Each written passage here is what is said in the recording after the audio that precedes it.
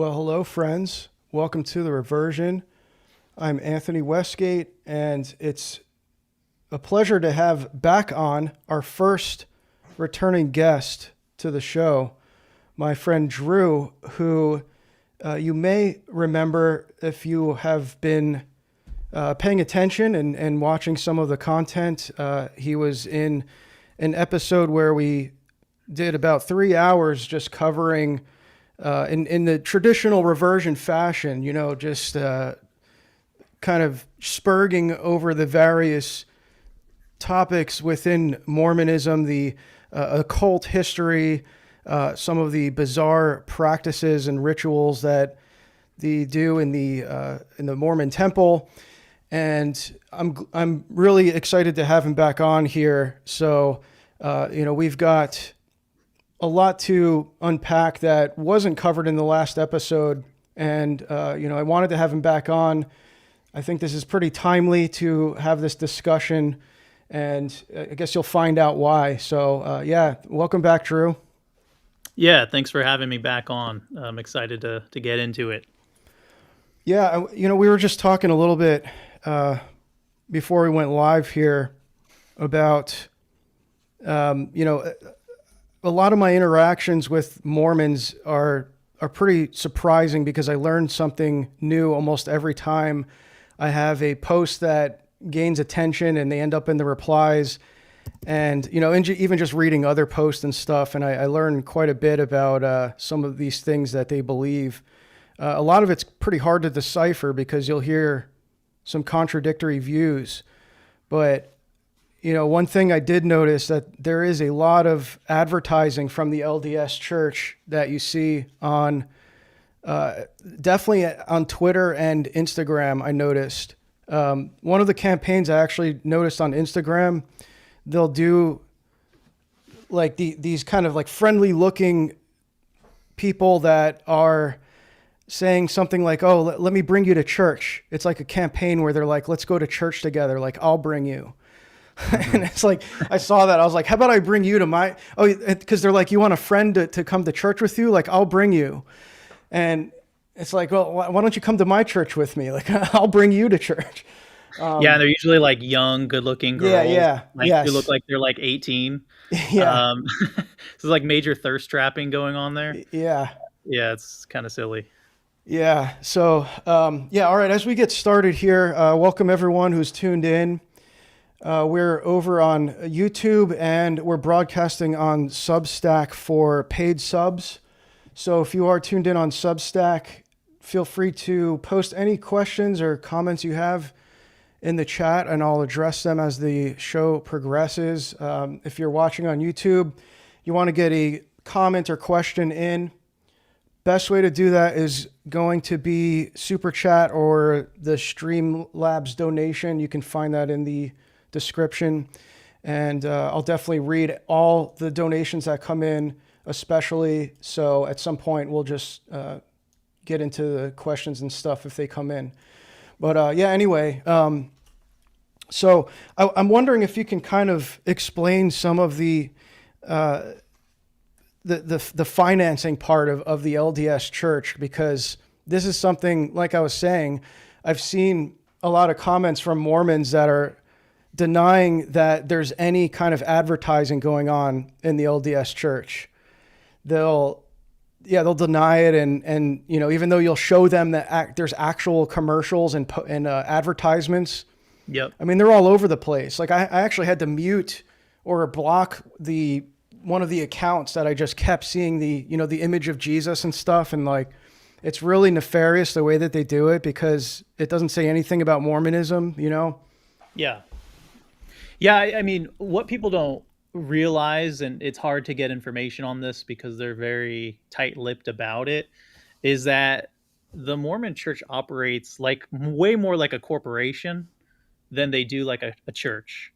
And what I mean by that is if you go to Salt Lake City and you go to what's called the church office building and the LDS headquarters, there's all these huge buildings in downtown Salt Lake City, and they're all owned by the LDS Church, and they're full of people who are doing a lot of things like PR, advertising, planning, probably talking to the CIA. I mean, like there's a lot of things going on in Salt Lake that are, I wouldn't say moving the needle drastically, but when you're an organization that is worth around $200 billion, you can do a lot with a few followers. I mean, because I think worldwide there's about 17 million Mormons, if I'm not mistaken, thereabouts. So they don't have like a huge following. In fact, there's a lot more Jehovah's Witnesses and Seventh Day Adventists, as like sheer numbers. Those religions have actually grown faster than Mormonism, and they started well after Mormonism. So it's not like they're like super fast growing, but they have a lot of money to spend on advertising. And I'm sure they're spending a ton of money on SEO, or what's known as search engine optimization, where if you Google something, even if it's like slightly negative about Mormonism, like all the results for the first 5 Google pages are just all pro Mormon apologetic sites. So like they've basically shut down the back and forth on Wow. Google. And yes, I mentioned to you that they own a lot of media companies. They own Bonneville, KSL, which is a major publication in Utah. They own Deseret, which is like has its own Deseret News. That's like a where they can basically glaze, the Mormon leaders with like, what do you want to call it, like softball questions when they do interviews. I mean, they just had a new prophet actually, called, because their old prophet died like a couple weeks ago, and so they Yeah. had this new prophet. He's there with his 2 counselors, and they just have like this very like staged, well scripted interview from like one of their media companies that they own, as if she's like a journalist, doing her due diligence, and she's asking these old men who, I mean, I'm not trying to be disrespectful, but the current prophet, basically, who just got called, he has like one foot in the grave. Like he's not going to live much longer. Like he's extremely old. So she has to give him these, like, she has to like spoon feed him these like softball questions, like, how did you develop a relationship with Jesus Christ? And then he like comes up with an answer that he's already, rehearsed several times before they start rolling. It's just Hmm. everything you see is extremely manufactured. And are they Yeah. asking anything? Like, there's nothing indicating that it's Mormon. Like, they're just presenting it like evangelicalism, basically. Yeah, in fact, that's what, I also mentioned, like the More Good Foundation, because they don't even like to have their name, their corporation. They actually have a corporation. It's called the Corporation for the Prophet, or I think it's called the Corporation for the President of the Church of Jesus Christ of Latter-day Saints. So this is like the corporate side of the organization. They don't even want that name tied to all these campaigns online. They usually do it through like what's called the More Good Foundation, which is basically just like a shell that they could use to like funnel money. And yeah, there actually is social media influencers who have come forward. There was one, she was like a young black girl. She looked like she was about like 21 years old. She grew up Mormon, and she was no longer Mormon or active in Mormonism. And she has a video where she says that because she had a big influence or amount of followers on Instagram, she was emailed by like someone, a talent agency that was hired by the Mormon church, who was looking for young influencers. And they specifically told her in this email, do not mention the words Mormon or Wow. the name of the church. Like they were telling her to be like sneaky about it. Just say how much you love Jesus, and mention like the Book of Mormon and how it brings you closer to Jesus. So like keep it really watered down. Don't like come on too strong with the Mormonism.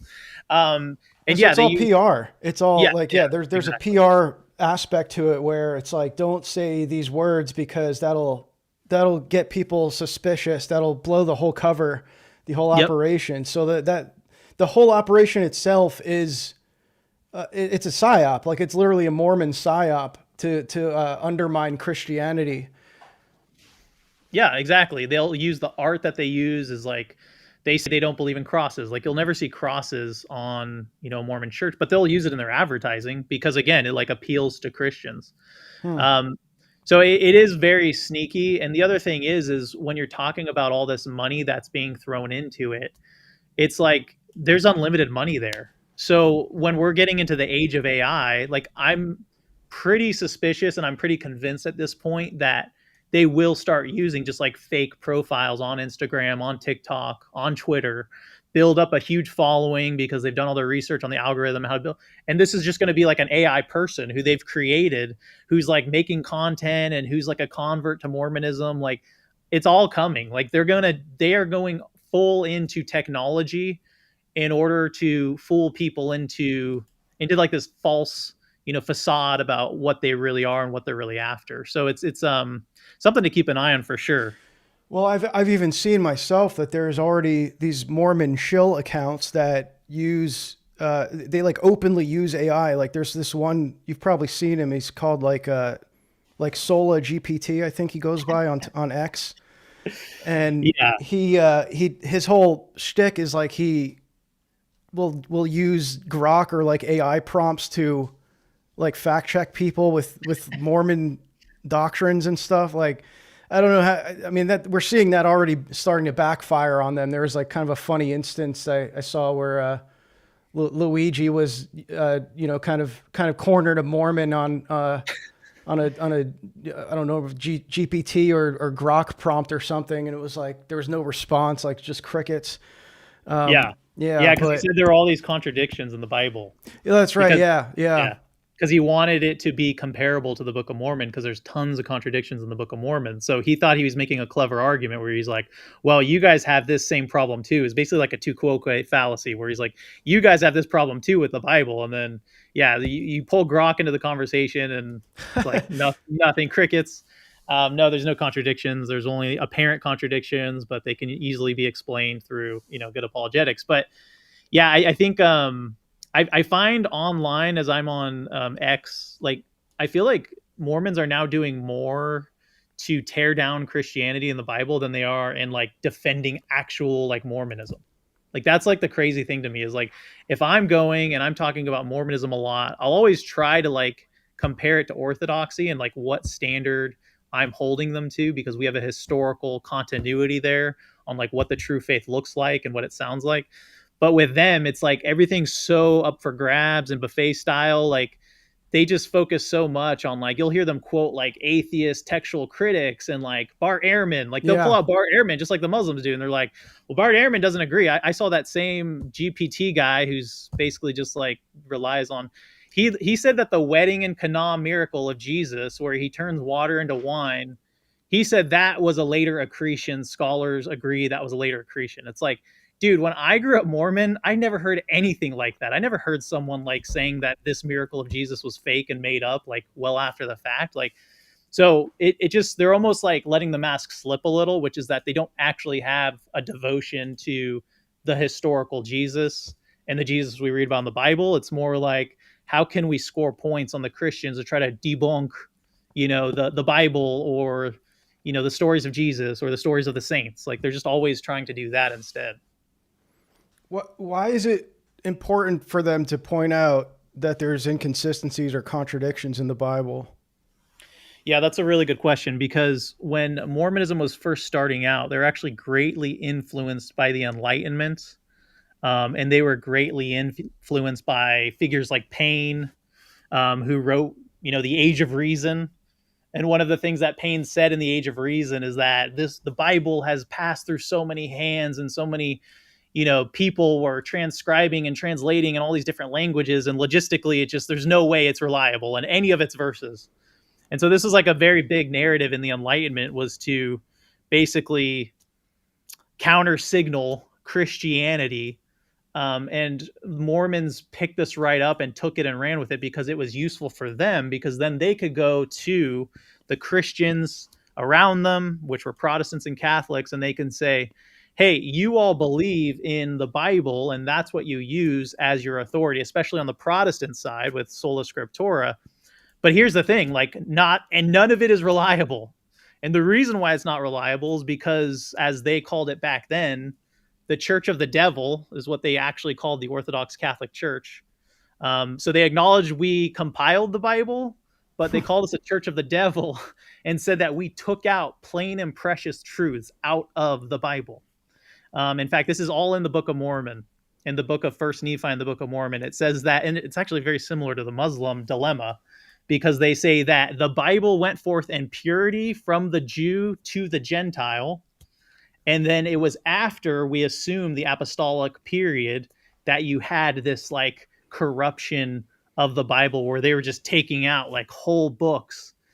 Um, it's really silly when you think about it, because they actually have a smaller Old Testament canon than we do. Like they don't have the deuterocanonical works Yeah. in their Old Testament. So it's kind of funny they're accusing us of taking things out, but our Bible's much bigger It's a than theirs. Protestant Bible, right? They're just Yeah, using, yeah. yeah. And so the reason why this was important to them is because then they could come and say, well, we are going to believe a lot of things that you just don't find in the Bible. And Joseph Smith took this and ran with it. He actually made what's called the Joseph Smith translation of the Bible. And this was his project early on in the 1830s when Mormonism first started. He was told by supposedly God that you need to rewrite the Bible. You need to correct it. You need to go from Genesis to Revelation, and you need to like make corrections. And the Joseph Smith translation of the Bible is where you get things like Joseph Smith writing himself into Genesis, for example. That's a big one. So he writes an extra, I think it's 17 verses to the end of Genesis, and it's just basically him glazing himself, him saying like, wow, like Joseph of Egypt is making this prophecy in Genesis that there's going to come another man named Joseph, and he's going to be a restorer of all things, and his father will be named Joseph. So he even gave his dad a shout out. Joseph Smith writes these things, and then he can tell people, well, of course it's not in your Bibles because your Bibles are corrupted. Where this all falls apart, though, is two ways. One, the Dead Sea Scrolls are discovered well after Joseph Smith's time, and they don't contain all these verses that Joseph Smith added, and they don't contain all this language that Joseph Smith added. And most importantly, they do not contain the long ending of Genesis featuring Joseph Smith. So that's really embarrassing for them. So they now de-emphasize the Joseph Smith translation. They do not use it as much. It's in their footnotes of their King James Bible. So it's kind of like sneaky. Like they don't have the Joseph Smith version of the Bible. They have the King James version with Joseph Smith's footnotes at the bottom. The other reason why Mormons do not use the Joseph Smith translation as much, or they de-emphasize it, is because Joseph Smith wrote it at the time when his theology was completely different from what Mormons' theology is today. For instance, when Joseph Smith did the translation, he was more of like a modalistic Trinitarian. So he has in Luke chapter 10, for example, when Philip is asking Jesus, like, hey, show us the Father. He has Jesus, instead of saying that if you've seen me, you've seen the Father, he changes it to Jesus telling his apostles, I am the Father. Wow. So it's like very confusing now because that's just bad theology. And so that's why the Mormon church doesn't want to emphasize it either, because now this is well before they got into polytheism, and Jesus and the Father are two completely separate gods, but that wasn't the case in early Mormonism. So yeah, it completely blew up in their face, and now they don't emphasize that at all. So whenever you have a Mormon saying to you, they come at you with all this textual criticisms, you can just ask them, well, what does the Joseph Smith translation say? And what do those same scholars say about your Joseph Smith translation when comparing it to all the extant manuscripts that we do have? It's like there's zero correlation between the two.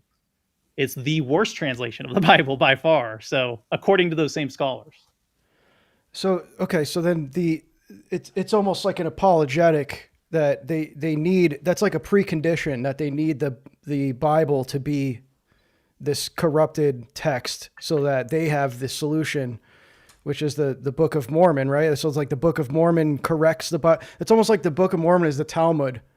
It's like you have this incomplete teachings that were, even the Jews won't say that the Old Testament was corrupted, but essentially it's like there's this extra layer that contextualizes everything that you don't understand the true nature of these teachings until you get this other book. Yeah. So the Book of Mormon does do exactly what you were just saying, because when Mormons first came out with the Book of Mormon, when Joseph Smith published the Book of Mormon in 1829, that was his argument, was this contains the fullness of the gospel. This is the most correct book of any book on earth. This is what he said about the Book of Mormon. And so, yes, it was almost like the Bible 2.0, if you will. It was like, we need to knock down the Bible a peg so that when we come forth with the Book of Mormon, we can say, well, this is a pure translation. God himself whispered, or I should be more specific, not whispered into his ear. God himself showed Joseph Smith the words of the translation on his seer stone when he stuck his head in a hat. And that's a more pure translation process than hundreds of years of Catholic and Orthodox scholars going through the manuscripts in different languages. I mean, so yeah, that was the picture they painted to really set the stage for the Book of Mormon to come in and just be like a more pure version of Christianity. The problem is that the Book of Mormon has now been debunked completely when it comes to having zero archaeological evidence, having any kind of Christianity in the Western Hemisphere, which is where it's supposed to take place. And also, the Book of Mormon itself has a different theology than Mormons do today. Like the Book of Mormon also has that modalism that I mentioned earlier, where Jesus is saying, I am the eternal God, I am the Father and the Son, calls Mary the mother of the eternal Father. I mean, it uses very like modalistic language in its theology, and it doesn't mention, it condemns polygamy, it doesn't mention temples, it doesn't mention, it's actually anti-Freemasonry. So because the Book of Mormon was written early on, it's also extremely different from the Mormon theology and beliefs that we see today. So they don't de-emphasize that, though, because if they de-emphasize that, then there goes their whole religion. So they just have to awkwardly say, like, they have to basically like read late stage Mormonism into the early text of the Book of Mormon, basically. Yeah, it's very messy. Yeah, there was I'm going to read a comment in the Substack subscriber chat. Rat Splatigan quoted from the Joseph Smith translation, John 1:1. It says, "In the beginning was the gospel preached through the Son, and the gospel was the Word, and the Word was with the Son, and the Son was with God, and the Son was of God." Like, I don't even know what to make of that's just like so schizophrenic. Like they just reinterpreted this. Not, yeah, that's like a modalist interpretation right there. It's like they very carefully chose the words to not imply any kind of Trinitarian aspects of Christ. Yeah, is this like, so this also ties into why they're so dead set on insisting that they're Christians, because like we saw that recently with the very unfortunate terrorist bombing in Salt Lake City. This kind Well, of it was actually in Michigan. It was in Michigan. Oh, I'm sorry. Yeah, Michigan. Yeah. It was a Mormon temple in Michigan that was attacked, and I think some people died. Yeah, it was a Mormon church building during a Sunday service. The guy drove his truck into a Mormon building, opened fired with, I believe, an AR-15, set the building on fire. There was a bomb in his truck. The guy had PTSD because he served overseas, did some tours in Iraq. He was on meth. But, obviously a great tragedy that no one would ever wish on any people. Right. But what was so sickening is that like you had Mormons on Twitter blaming it on all Christians, which is just just such a weird move. Well, and it was and it was being presented. This is why it opened up the whole discourse of our Mormons Christian, because it was being presented by a lot of independent and mainstream news outlets as a Christian church.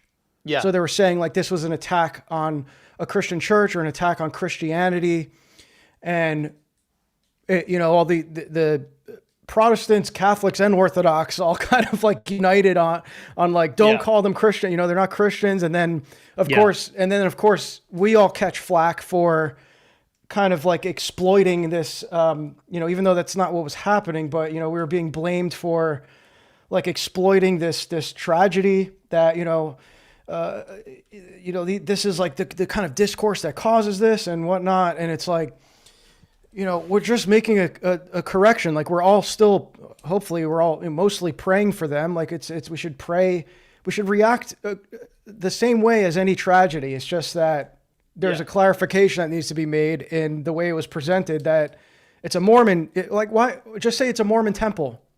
Like it's still equally tragic, right? But they brought in this whole thing where it was this anti-Christian attack. And kind of my take, I'll just say this real quick, but like my take on it was like, maybe, I don't know about the terrorist and why he attacked them, if it was an anti-Mormon attack or if he thought that it was a Christian church and it was just like, it might as well have been, we might as well interpret it as anti-Christian. But I think that the more we learned, it was targeted towards Mormons, right? Like, wasn't he specifically going for a Mormon temple? Yeah, I think he had some personal relationships in the past with Mormons.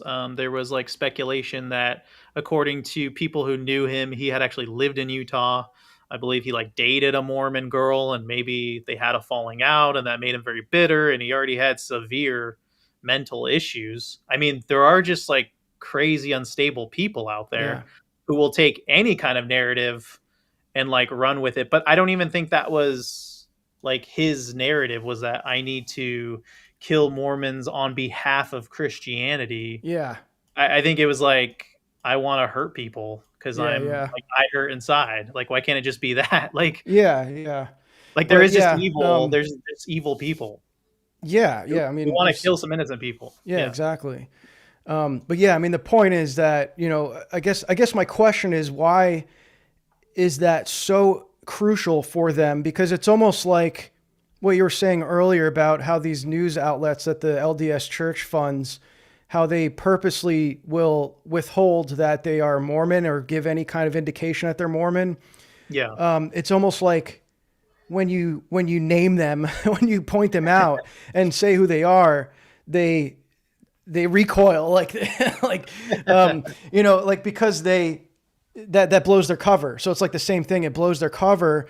So they go on the defense, and this really kind of opened my eyes to a lot of the reasoning behind why they're insisting on on why they're Christians. And one of the most common responses I saw was like, well, how can you say we're not Christians? It says the Church of Jesus Christ. Christians are followers of Jesus Christ, and our church is literally called the Church of Jesus Christ, right? Yeah. So like it's just like a word concept fallacy. Like they'll just say, because we are declaring the name of Christ and we're saying we're Christ followers, we are Christians by definition. It's not a creedal definition. They obviously reject any kind of creedalism. They reject the Nicene Creed. So they, even though they don't confess any Christian creeds, they insist that they are Christians because they follow their version of Christ. And that opens up that's what the whole debate's about. It's like, well, you follow a false Christ though. So that's where the distinction is. It's like, you can't you're not a Christian because you say you follow Christ. Like, I mean, this applies even to people who have the correct doctrines and stuff. It's like, it takes more than just saying you follow Christ, right? But anyway, yeah, is that kind of like why you think it's really important to them to kind of maintain that facade? Yeah, I think to answer the Mormon question, I think what it is it's fueled by like a deep insecurity about their extremely sordid history. Like it's a very dark history, as we'll get into. And I think they want to like distance themselves as much as possible from that, to where even like the name Mormon or Mormons like gives them the ick, because it like deep down, it just creates all these like memories of like how bad like people did not like Mormonism, with good reason, because it was doing so many things that were so scandalous. I think it's also the idea that they were persecuted. I'm not going to like downplay that they were persecuted by certain groups of people. So I think that also contributes to the insecurity, which is like, we need to blend in. They made a conscious effort, by the way, after they gave up polygamy as a religion, and coming out of the Great Depression. They made a concerted effort as a religious institution, and I would say as a corporation, more importantly, that we need to blend in as much as possible with America. We need to all be clean shaven as Mormon leaders. That's why they stopped sporting the big beards. We need to wear nice business suits and carry briefcases. We need to be anti-communist. That was really big. One of their prophets was actually Ezra Taft Benson. He worked, and I believe it was the Eisenhower administration, and he was part of the John Birch Society. So it's like, we need to be we need to be more Americans than Christians, was kind of like what the push was. And when you call them Mormons and you don't allow them into this big tent of Christianity as they would see it, you're almost like telling them like, sorry, like still not good enough. Like you're still an outsider. You're still not part of the community. That's how they would view it. And so I think that's why they get so riled up. It's like, and I think it's deep down, they know like all Protestants, all Catholics, all Orthodox don't agree on much these days. But one thing they do agree on is that Mormons are not Christian. Yeah. Like they're all uniting against them. Yeah. And it's like the only time we unite together. It's like when there's like another clearly not Christian group calling themselves Christian. It's like we all get offended. Yeah. Yeah, and they are a huge evangelizing religion. As everyone well knows, you see the Mormon missionaries Mm-hmm. everywhere. That is their whole model. They are probably one of the best religious organizations at evangelizing. They have roughly 80,000 full-time young men and young women all over the world evangelizing. So if you're in the business of door-to-door sales, to put it in a crude manner, you don't want a lot of name calling or bad history associated with those names that you're calling Yeah, it's the people. Like, company you're representing. Yeah. exactly. It Yeah. damages the brand. And so they're all about, improving the brand, and how you improve the brand is you rebrand if it just gets so bad. And so that's what they did a few years ago. Their prophet says, we are not going to call ourselves Mormon anymore. If we do, that's a victory for Satan, is what he said. Wow. Anytime someone calls Mormon, that's a victory for Satan.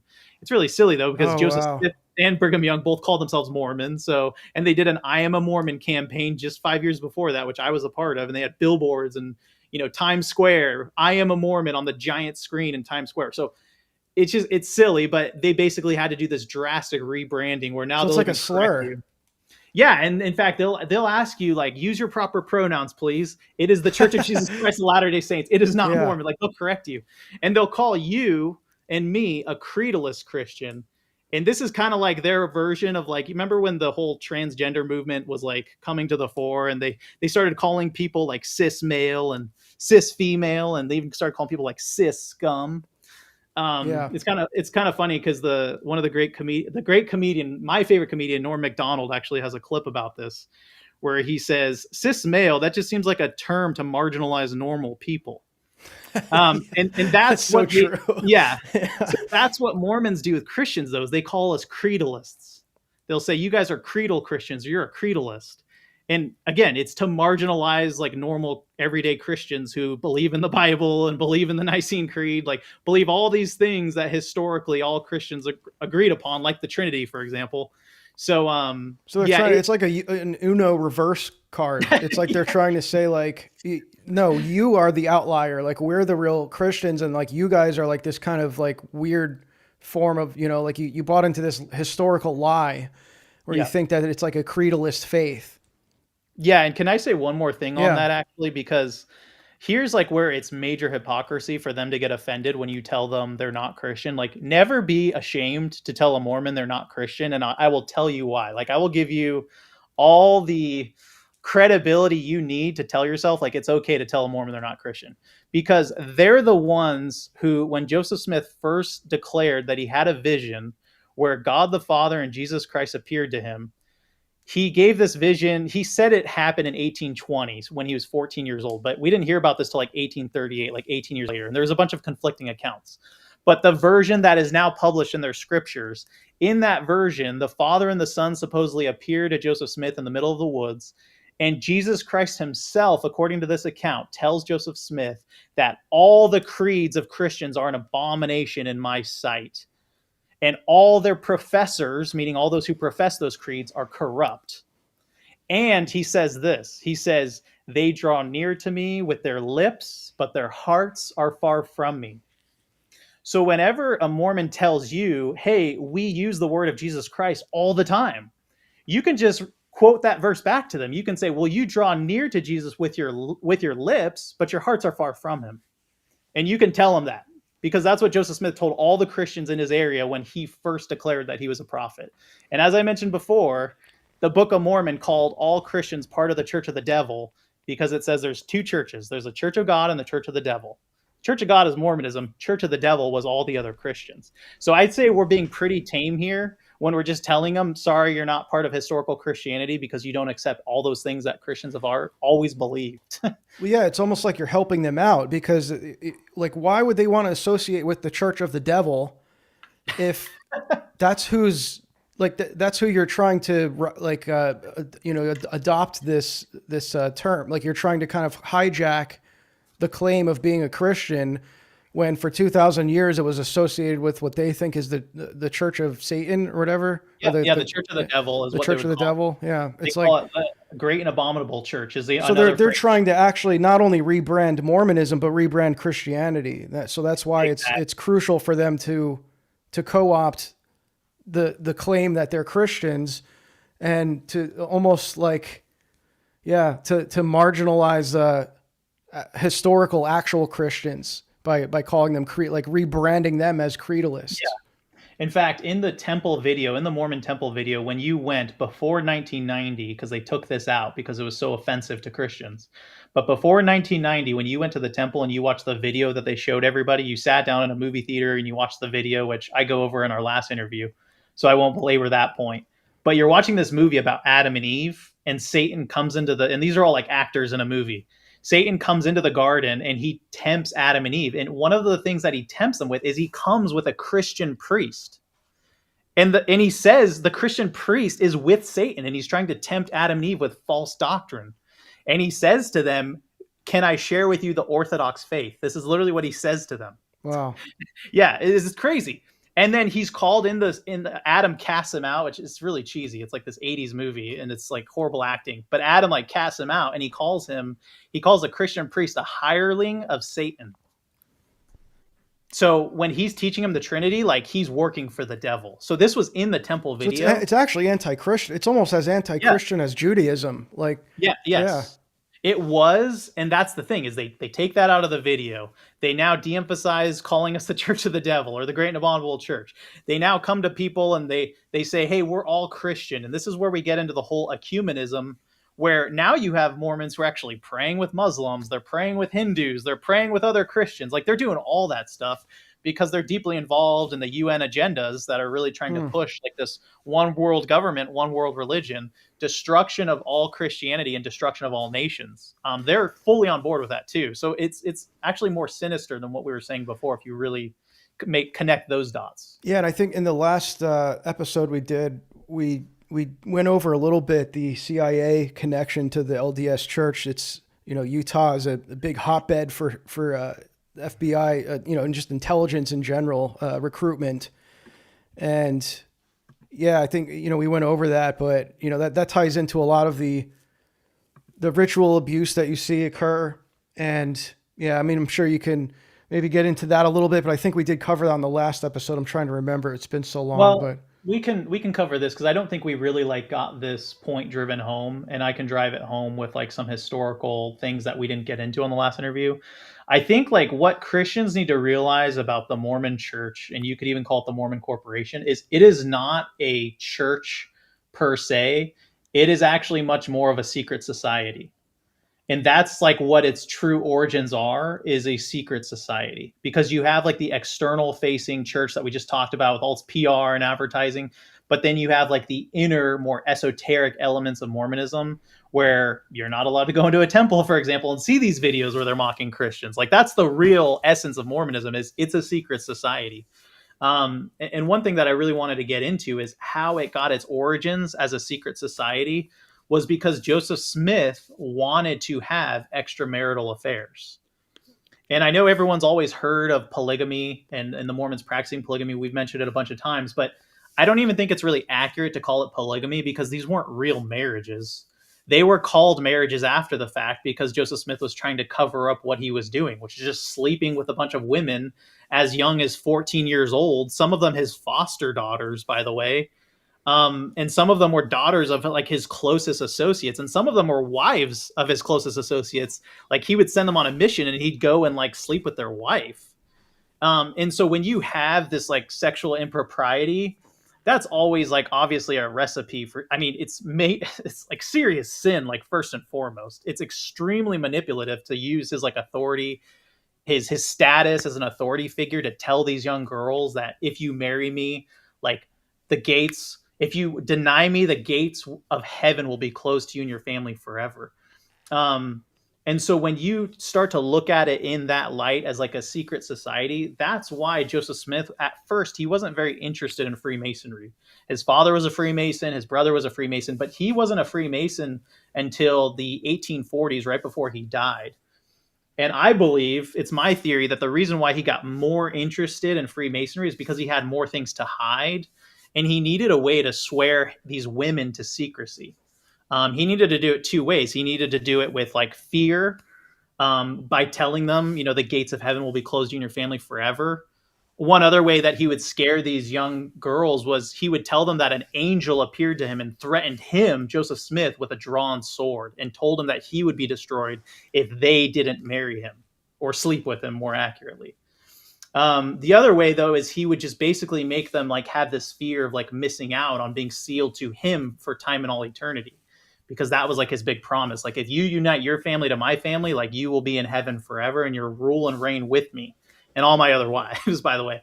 So it's And just so, like classic cult leader stuff. Like yeah, there's always polygamy in these cults, or not even polygamy, just like, uh, yeah, just degeneracy, just sleeping with whoever on whatever yeah, terms you declare.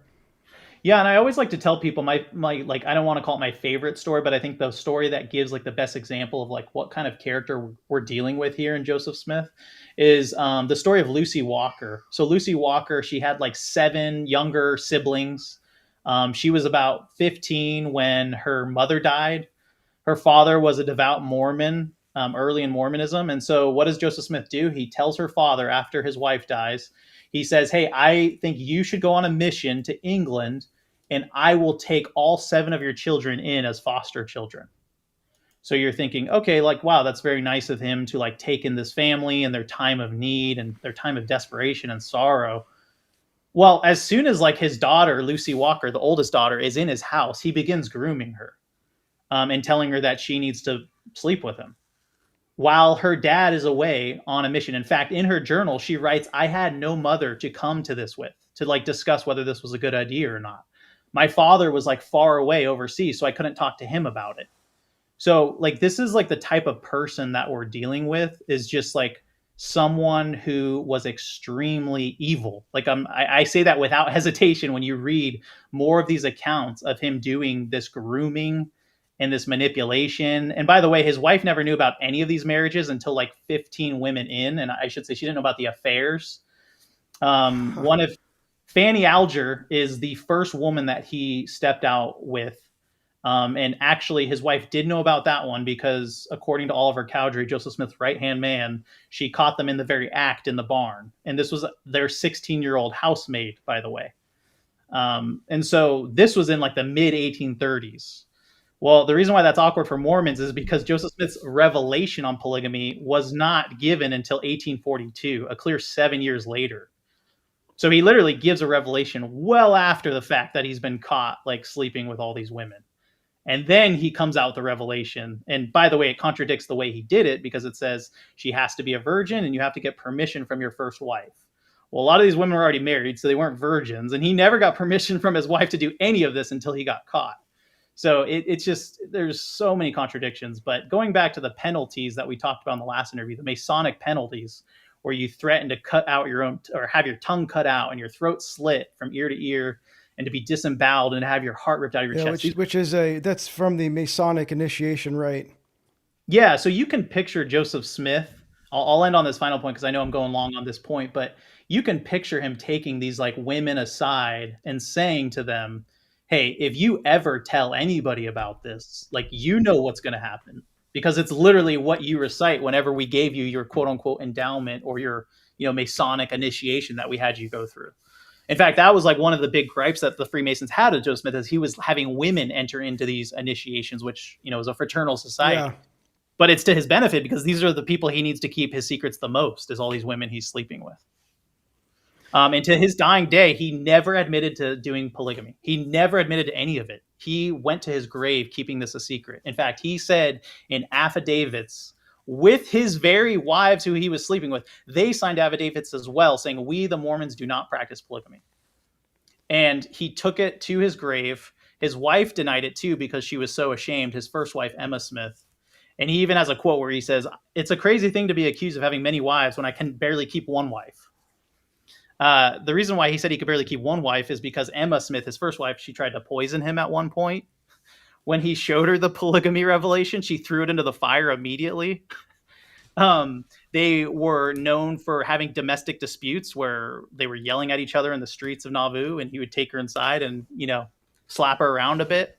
So they had a very tumultuous marriage, as you can imagine. But again, I don't want to go on too long, but this is where like this is the origin of Mormonism.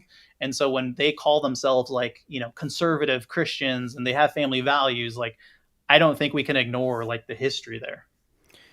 And there, I mean, like we were saying earlier, there's a ton of money that's getting pumped into apologetics, crafting responses for all of these contentions that you commonly see. The ones you just mentioned, I'd never heard, Yep. but it seems pretty damning. What, like, have you seen any responses to that? Like, what's their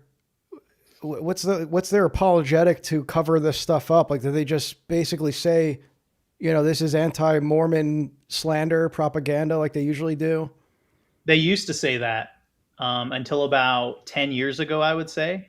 And then they published what are called the Joseph Smith papers, where people actually could read in Joseph Smith's, and William Clayton was his scribe. And so you had all these like firsthand accounts of people who were around Joseph Smith that were published. And this is where it really came out that, and I mean, to the Mormon Church's credit, I don't think they did it out of some kind of like noble cause for truth. I think they did it because it was all going to come out anyways through like a lot of their critics. Who were also like looking into these historical documents to prove that Joseph Smith was doing these things, having extramarital affairs. So I think that like they basically, their hands were tied. Like they had to come out with this stuff. And so they had this whole thing. And they again, they always use branding where it's like the Joseph Smith Papers Project. And they had all these commercials for it. It's very exciting. They have like these grand like ribbon cutting ceremonies for like the museum. Like they always have to dress it up as something like extremely positive. But when they did that in about 2014, there was a massive exodus from the Mormon Church. In fact, a lot of like anti-Mormon channels, like Mormon Stories is a big one. That all came out of like that moment in Mormonism where a bunch of people were leaving, because now it was like extremely clear that not only was Joseph Smith a polygamist, which they would usually deny or, they would really downplay. It's not that he was just a polygamist. It's that he was doing it in the ways I just described, and like There's a PDF file, yeah. Exactly. And which is that it's funny because people, they often call Mormons like the white Muslims, or they compare it to Islam, and it's like you have no idea. It's really like you have that whole other aspect. I mean, arguably Smith was more of a PDF file than Muhammad. Because it was, at least with Muhammad, it was just like, Aisha. It was like it was at least just one 6-year-old girl or whatever. But like Smith was, on multiple accounts, it sounds like. Well, and the apologetics around it was extremely bad. And there was actually a reaction to those extremely bad apologetics. So there was like one reaction where just a bunch of people just up and leave. Like they're just, I don't want to be Mormon anymore. This is horrible. And a lot of them do become like very liberal feminist types, because now the whole narrative that was crafted was like, well, Mormonism just represents like the patriarchy. Yeah. And Joseph Smith is obviously like a horrible man because he was a, sexist. And so that was like one narrative. And that's why when you look at a lot of like ex-Mormons, a lot of them have like that narrative. But the other thing that happened is you had like just horrible apologetics around it, to your point. Like it was so bad when they would try to explain these things. Like you literally, to this very day, you have Mormon apologists who will say he actually didn't sleep with any of these women. So you'll have that route. Well, they'll like say, well, these were just marriages for heaven. They weren't marriages for like, they'll say they were marriages for eternity. So meaning like they'll be married in the next life, but not in this life. So you have like that approach, which is just like, it's silly because we have tons of affidavits of a lot of these women who said they did sleep with Joseph Smith. So it basically gets to the point where there's a controversy that they can't ignore and they have to craft an apologetic for it. Because I've noticed this with when I was doing research on the Mormon connections to Freemasonry. Yeah. And I was getting a lot of information actually from LDS websites that were responding to this. Yep. And it's like they're kind of like giving away too much. It's like I wouldn't have known all this stuff if they weren't actually addressing it on the website, because a lot of it's hard to find. But, you know, it's like there's multiple books on this that I would assume they probably came out around the same time. And so the church had to craft this response to it. And it's like by them even addressing that is an admission that like it's an acknowledgement that like, yes, he was, but here's like it's actually complicated or whatever they're saying. And it's like, well, you guys just said it. So I know that you're crafting a BS response. Like, because I think in that particular instance they'll say like he became a Mason after establishing the Mormon Church, which is like probably worse than if it were before, but yeah. Like, Yeah. So they'll say silly things like they'll say he was a very reluctant polygamist. That's like another one they'll say. Like he didn't want to do oh it. God yeah, made him. yeah. Yeah. So that's like one you'll hear a lot, which is just Yeah, like it's really again. hard to do that. Yeah, like who doesn't want that to do that, right? Like Yeah, just exactly. freely be able to sleep with multiple women. Like, yeah, Yeah. he really didn't want to do that, but he just had to. Yeah, and the other thing they'll say is that, well, God needed this in order to like raise up children. Like this is another really silly apologetic that the very low IQ Mormons will say. The reason why that's so silly is because Joseph Smith didn't actually have any children that we know of from any of these extramarital affairs. Like, and so Huh. this is where we get into one reaction that we've seen that's very interesting online is there's actually Mormons now that you can find on Twitter who do not believe that Joseph Smith practiced polygamy. So they call themselves like, the remnant, or they'll call themselves like true disciples of Jesus Christ. Is this And a they're sect? it's becoming one. It's right now it's like LARPing. Like it's almost like the Sedevacantists would be like my closest comparison. They're almost like Mormon Sedevacantists where they So they're not in believe. communion with LDS, like Yeah, they're some of them yeah. aren't, some of them are. So it's actually like similar to what's happened in Catholicism where like a lot of these people will say, "No, Joseph Smith never practiced polygamy." And you know what my proof of that is? He never had any children and he never actually admitted to practicing polygamy, so therefore he didn't do it. So it's literally that simple. That's their argument. And so what they'll say is, well, Brigham Young, who was the prophet after Joseph Smith, he was the bad guy. He was the guy who came in, and some of them actually believed he killed Joseph Smith or he had Joseph Smith killed so he could take over the Mormon church. It gets pretty crazy, like these conspiracies. And they'll say he's the one who pushed polygamy. And now a lot of them believe like the Mormon church is actually in apostasy and that and they'll actually agree with some of the stuff we're going to talk about. Well, they'll say like, yeah, the current Mormon church is just like full of like horribly evil men who are like abusers and cover up artists. And so yeah, it's actually interesting because it's almost like you could either leave Mormonism because you just accept that Joseph Smith was a scumbag, or you have such this strong like spiritual witness of who Joseph Smith was and who you were raised believing in that you're like, no, I can't believe that he would do something so horrible like this. And so then you just say, well, it must all be lies made up by Brigham Young. And they'll accuse Brigham Young of changing journal entries of Joseph Smith. Like he's doctoring everything. Like Brigham Young was like at work for like decades, like doctoring everything. Like it's insane. Like Wow. it's the most insane conspiracy theory you'll ever come across because we have witnesses of the women who slept with Joseph Smith, and not all of them went to Utah with Brigham Young. Some of them stayed behind and joined different Mormon sects, and they say, yes, he did approach me and he did try to marry me. So we have like multiple witnesses. We don't need to go down this rabbit hole of, all this Yeah. conspiracy. But what are they going to do? Like they don't want to leave behind Mormonism because it's all they know. And I think those are people that we should be talking to. I don't like talking to people who say silly things like, yeah, he married 14-year-old Helen Mar Kimball, Joseph Smith did when he was 37. But one of the things they said on the Mormon website was it was just a few months before her 15th month, her 15. It was just a few months before she turned 15. Like they literally could not say that she was 14 years old. They had to say 15. Like they had to squeeze in that extra year. Like Wow. it's that bad. Like that's the level of apologetics we're at. Wow. Like it's literally like APAC or like the IDF like putting out ads. Like it's like, how do you do advertising when you're guilty of so many horrible crimes against humanity? Like you just have to start getting like silly, and But you it's almost have working, to, right? Because it's growing. yeah. Aren't they growing? It's like, so they are growing as a church. I would say they're stagnating, if maybe minor growth in the global South, like in South America and Africa. I do not think they're growing in the US. They're definitely shrinking in Europe. Like they're dying in Europe. They're closing down Mormon buildings in Europe. And so I wouldn't say they're growing all over, but yeah, you can always go to Africa with like heavy artillery when it comes to like these young, white, attractive people walking around and telling these very poor Africans, like, yeah, you can be a part of our church. I mean, people just love America still. And of course, there's going to be appeal to like good looking young Americans coming and saying, hey, Yeah. come to church with us. Like, I mean, there's always going to be a business model. Like, you can't ever go wrong with that. I mean, even the advertising, like, to their credit, I mean, it's really a mass marketing scheme, and they do take a lot from the marketing industry. I used to be a marketer, so like I kind of like when I see commercials and stuff and advertising, I try to analyze it to a degree, like especially stuff like that. But that's a very effective campaign to say, let's go to church together. A lot of people are afraid to go to church because they don't know what they're getting into. They don't want to go alone. They don't know if anyone's going to talk to them. So that's like a very effective thing to say, hey, you need a friend to go to church with you, don't you? Like, I'll go with you. Like, let's go together. Yeah, we called this. I mean, the word for it would be like love bombing.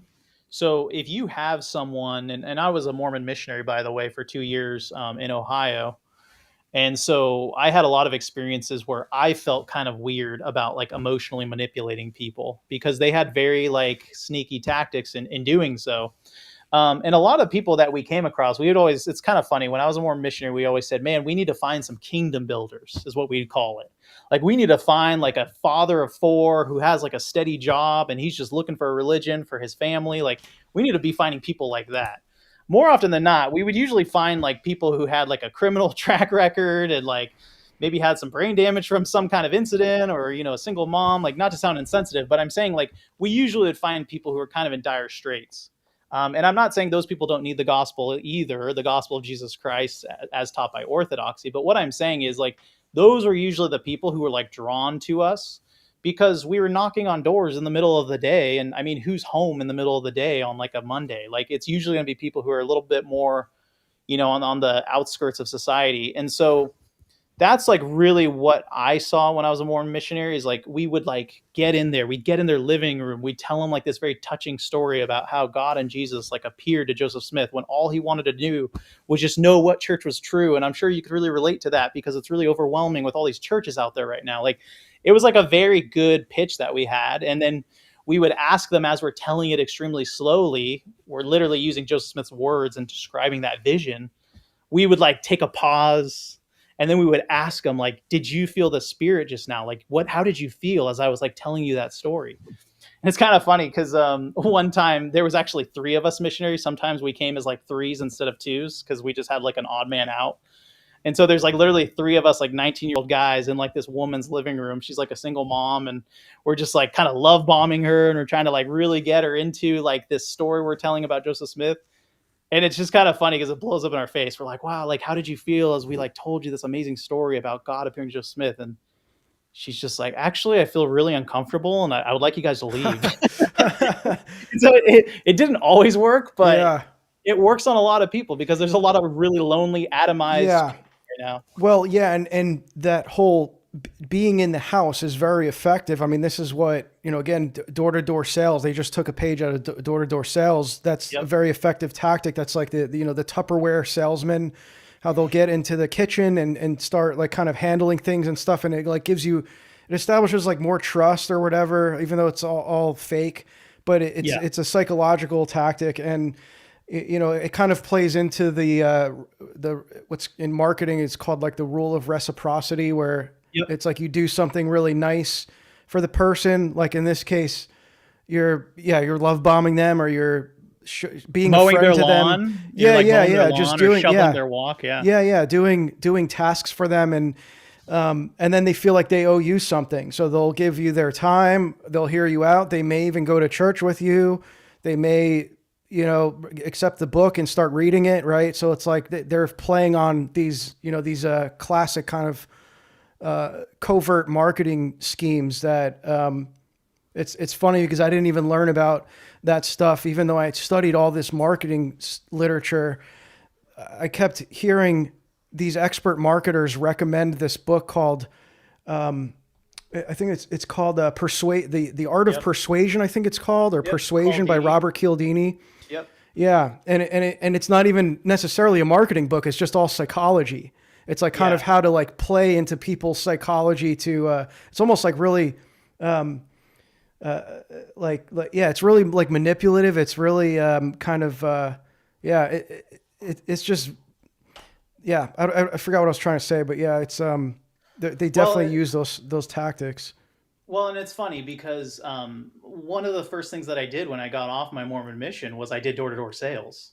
Like, that's literally what we all did who were like former Mormon missionaries, is I was hanging out with my friends, and all of us were Mormons hanging out together. And one guy comes from out of town who served in like our same mission in Ohio. And he comes to us and he's like, yeah, I just made like $60,000 last summer, like doing door-to-door sales for security systems. And we're just like, that sounds like good money to us. Like, we're poor college kids. And so it is extremely common for Mormons right after, or sometimes even before their Mormon mission, to do like solar sales, sell knives, sell security systems, and then sell pest control. So those are like some of the major industries. Can you still hear me okay?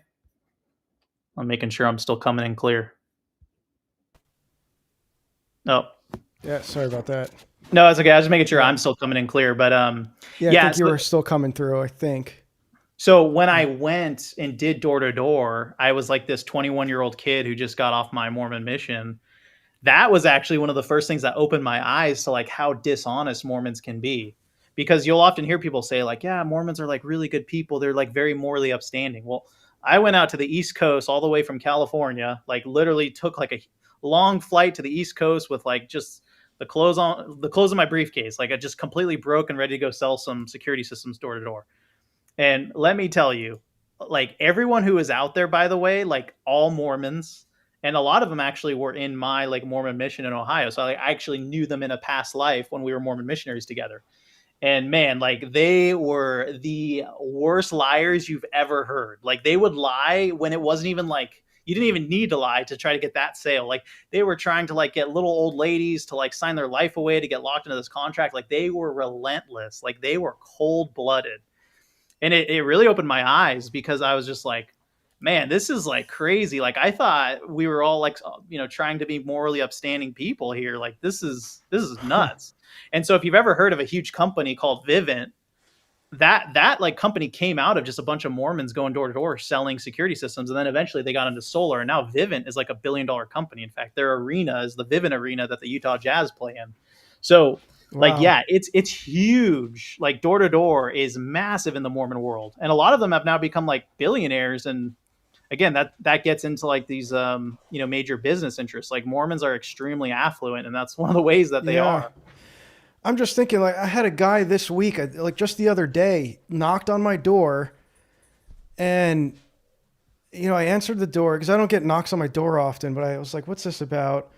And he was selling solar. I mean, this is like a common thing, door to door is solar. And it's like, if this were a flyer or something that you just hung on my doorknob, like that's going straight in the trash. I'm not even looking. It's just like, there's trash on my doorknob. Like that's going straight in the trash. But I actually like listened to this guy. I heard him out. I asked for a card because like I wanted him to go away, but I was like, giving him politeness because he's on my doorstep. Yeah. And so it kind of, yeah, like I was just thinking about that. Like that is very effective. Like when you're face to face with somebody, they're on your property, because it forces you to be mean to them, essentially, to get rid of them. Yep. Yeah. Yeah, you literally have to slam the door in their face, Yeah. Because they will not take no for an answer. And they're told not to take no for an answer. And to just kind of like wrap up the point, like these guys are all Mormon themselves who run these companies. And so they just love guys who just come off their mission. They're wanting to get married, so they're wanting to make some money. And they just spent 2 years going door to door and talking to total strangers about Mormonism. I mean, it's probably a lot easier to go and talk about like some pest control or something. So yeah, it's kind of an interesting phenomenon. I thought it'd be really funny if like someone made a documentary about like the corruption within the door-to-door world, but it might not be as relevant as it was. Like it was massive when I was like in college. Like everybody was doing it, and it was extremely shady stuff like they're doing. Like they're forging signatures. Is it something they still emphasize, like the door-to-door evangelism, or is it a lot? Or have they shifted a lot of that to like online advertisement? Yeah, so I don't think they do as much door to door. Like when I was a Mormon missionary, we were literally doing it all day long. Like that's all we were doing was like we called it like street contacting. So we go downtown in the morning when people are going to work and try to talk to them. And then from like 1 o'clock to like 9 o'clock at night, we were knocking doors. I think now they're just letting them kind of hang out on their smartphones and like do some social media here and there. I think it's like way more lax than like what they're expecting them to do.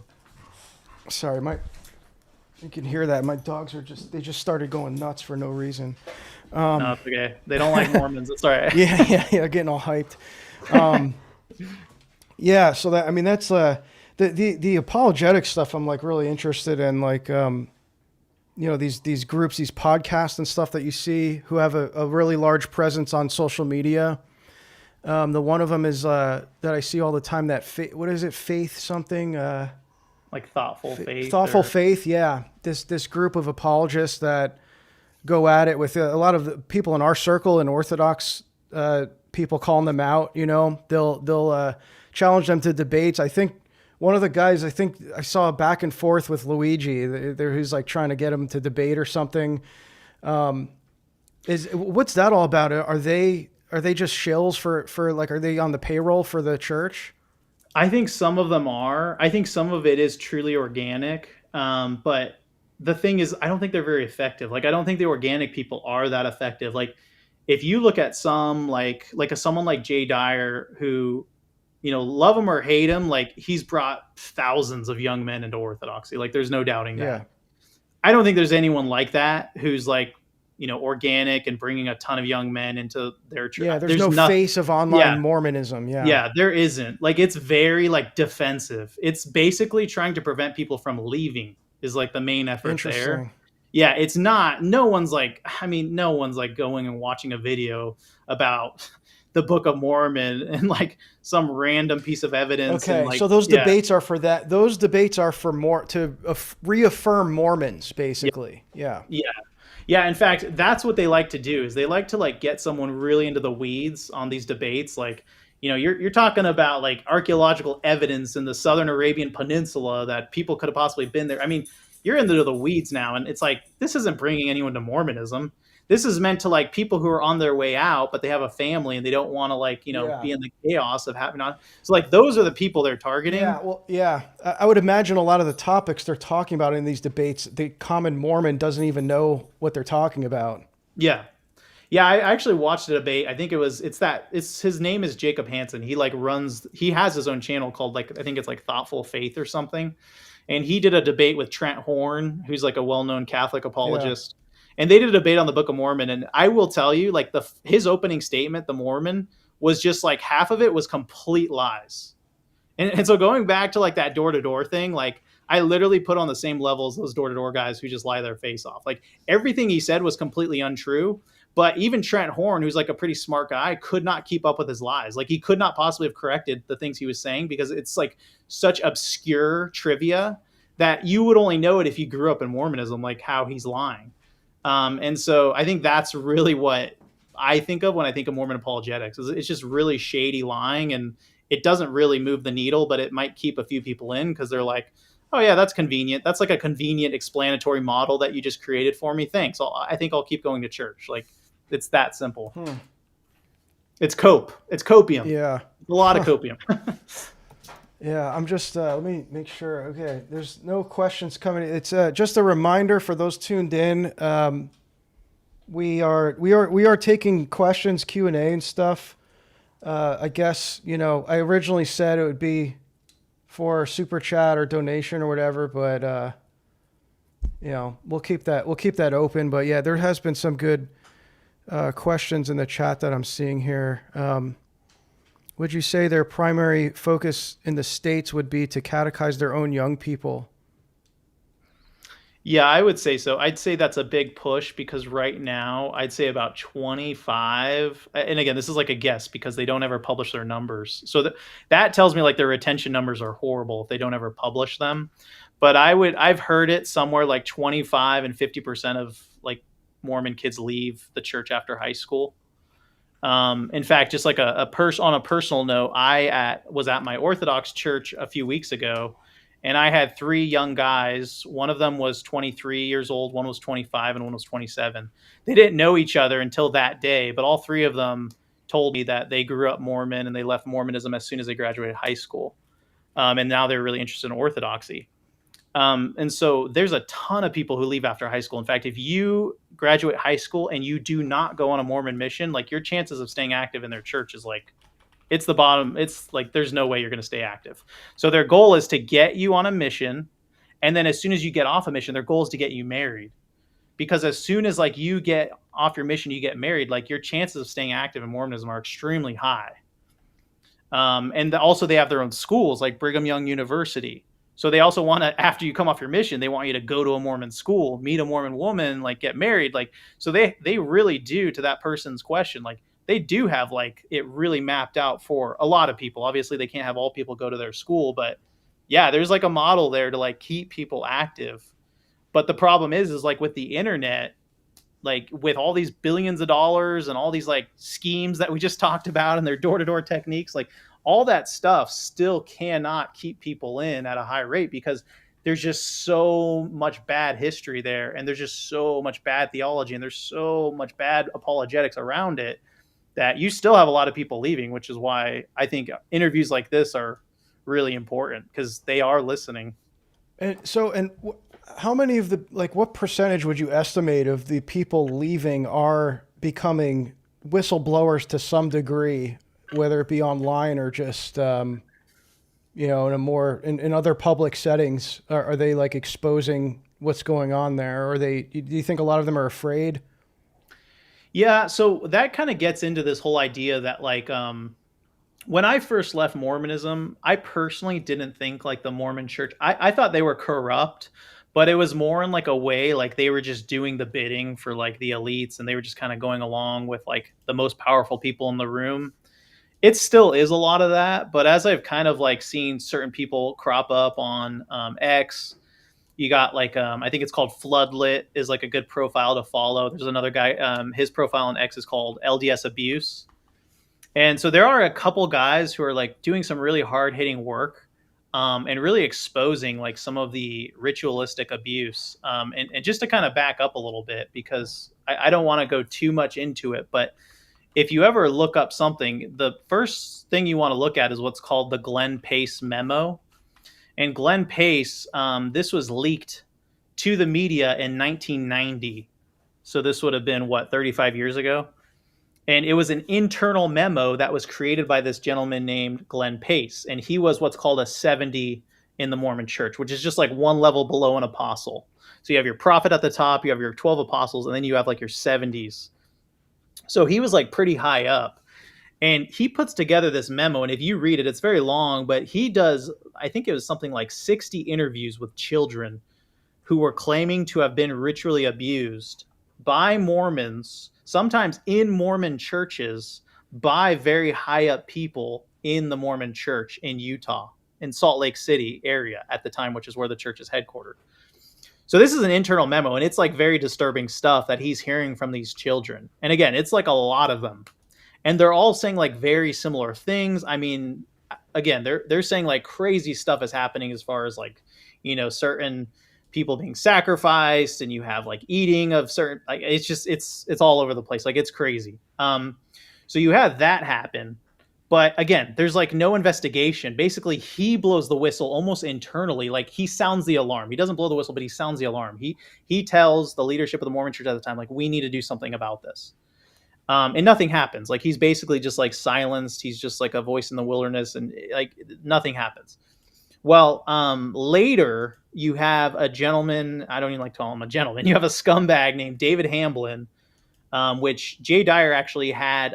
Chiller Queen, she has a podcast, and she goes into a lot more detail with the David Hamblin case. But you have his daughters who basically bring this charge against him, and they actually recorded a phone call with him where they got him to admit that he had abused them, his own daughters. But they also make a lot of other claims that are very similar to the Pace memo, where there's all sorts of people involved in these like parties at people's houses, or they're going to a church building, and there's just, again, lots of ritual abuse. And so he's charged, but again, like nothing, he's never sentenced, like nothing ever happens to these people. Like you'll even have like lie detector tests where they admit it, and you'll have like, psychic evaluations where they say this person should never be around children. So you have a lot of this stuff that is now just barely coming out. I'm only going to mention one more name, which is Gordon Bowen, is like a big name if you ever want to look into him, because he was the person who was named by David Hamblin's daughters as what was called the Punisher. And I'm not going to even go into detail what that means, but I'm sure all of the people listening can imagine what that means for who he was and what kind of things he was doing to these children. So that's what it's alleged, is that this person, Gordon Bowen, was like the Punisher in this group. And the things that he did were just unspeakable, according to the accounts of David Hamlin's daughters. The weird thing is that Gordon Bowen actually is extremely good friends with like a lot of the apostles in the Mormon church right now. It's almost like an Epstein-like situation where you had them going to his wedding. You have one of them giving him like $20 million pretty recently to like make a movie about Jesus. Like, but then the movie never gets made. And so it's almost like, again, like he must have some kind of leverage on the upper leadership. I mean, they're playing pickleball with him. They're living in his neighborhood. Like he's like this socialite. Like he's friends with all of the top brass of the Elders Church. And again, I just told you what his nickname was. And he's excommunicated too. That's the weird part, is he's excommunicated from the Mormon church for what we don't know, but they're still hanging out with him, still giving him money, even though he's an excommunicated Mormon. So that make of that what you will. More of it should be coming out, but again, it's very hard. If you ever want to look more into this, there's a YouTube channel that's actually doing a really good job of interviewing victims of, you know, all this stuff that was happening in the 80s and the 90s. It's called We the People Utah. And it's actually run by two, like a Mormon guy. He runs the channel and he admits like he still believes in Joseph Smith. He still believes in the Book of Mormon, but now he's like shining a light on all these horrible things. In fact, I don't know, I'm sure a lot of your listeners might remember a man named Tim Ballard. So what's funny is Tim Ballard actually became very famous in the US a few years ago for hunting down human traffickers. Like that was his whole brand, was he would go into South America on these missions and he would like rescue children. The name of his organization was Operation Underground. In fact, they made a movie about him starring Jim Caviezel. And so he was like really close with one of the apostles of the Mormon church named M. Russell Ballard. But the weird thing is M. Russell Ballard was really good friends with Gordon Bowen. So what happens is you have Tim Ballard over here, like busting down doors somewhere in Mexico or South America and not really being effective. A lot of times he would rescue these children, but they would just get put right back in on the streets, or they would be abused by the orphanage that they were taken to. It was very sad. It's like a very sad situation. So I'm not putting all the blame on him. But what I'm saying is he was doing all these things that were very theatrical, having camera crews follow him around on these raids. One time he had Tony Robbins come with him on a raid, like a lot of celebrities. And I never really trusted him. I thought he was like way too much of a self-promoter. I never thought he was that effective. But meanwhile, like his good buddy over there is like hanging out with this Gordon Bowen character. And there's all this abuse in Utah. In fact, Utah has the highest rate of underage suicide. And so there's something very dark going on in Utah. But just to kind of wrap up my story, Tim Ballard himself was actually excommunicated from the Mormon church a couple of years ago. And it came out in a Vice article that he was doing all sorts of weird things himself. Like he was getting money from the Mormon apostles and he was going to psychic mediums. And this psychic medium that he was going to, she was actually communicating with a Book of Mormon prophet named Nephi. And Nephi was telling them where to find the children. Wait, isn't that an angel? Oh, yeah. Like it gets really weird because he now thinks he's the prophet. Tim Ballard thought he was like a prophet. In fact, he said that this psychic medium told him, like, you were meant to be like the next Joseph Smith, because Joseph Smith, right before he was killed, he ran for president. He was running for president. He was one of the only presidential candidates. I think he was the first presidential candidate to be killed while running for office. And so Tim Ballard saw himself as someone who was going to actually fulfill that. He was going to become president of the United States. And you see him in boardrooms with Donald Trump. And so, but that all goes to crap because either he was just doing things that the Mormon church was embarrassed about, like the psychic medium, he was getting high on ketamine, and he was getting really touchy with the women who were on these missions with him because he was telling them like, hey, you got to pretend to be my wife in every sense of the word. Like we are going deep cover on this was basically what he was doing. And so shady character for sure.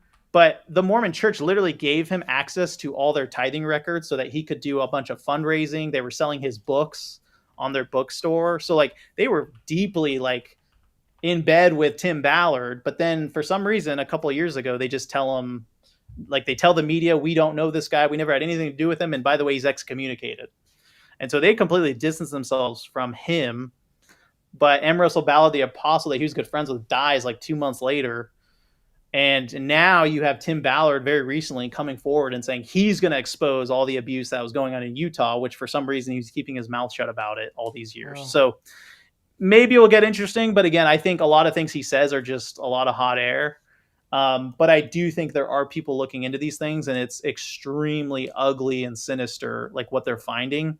It's just because you have a $200 billion corporation who literally has all the politicians in Utah in their pocket. In fact, one of the men that was charged by the Hamlin daughters was a man named Levitt. He actually was the attorney general of Utah at one time. Levitt, huh? Yeah, Levitt. And so, like, it's you're trying to get people who are very powerful and who have the backing of a very powerful institution worth $200 billion, and you're trying to get those charges to stick. It's going to be very hard. In fact, people are getting sued. Some of the people I mentioned, like that We the People channel, is actually in the middle of a lawsuit for this very thing. They're Wow. getting sued. So again, all of these are just allegations, is what I can say.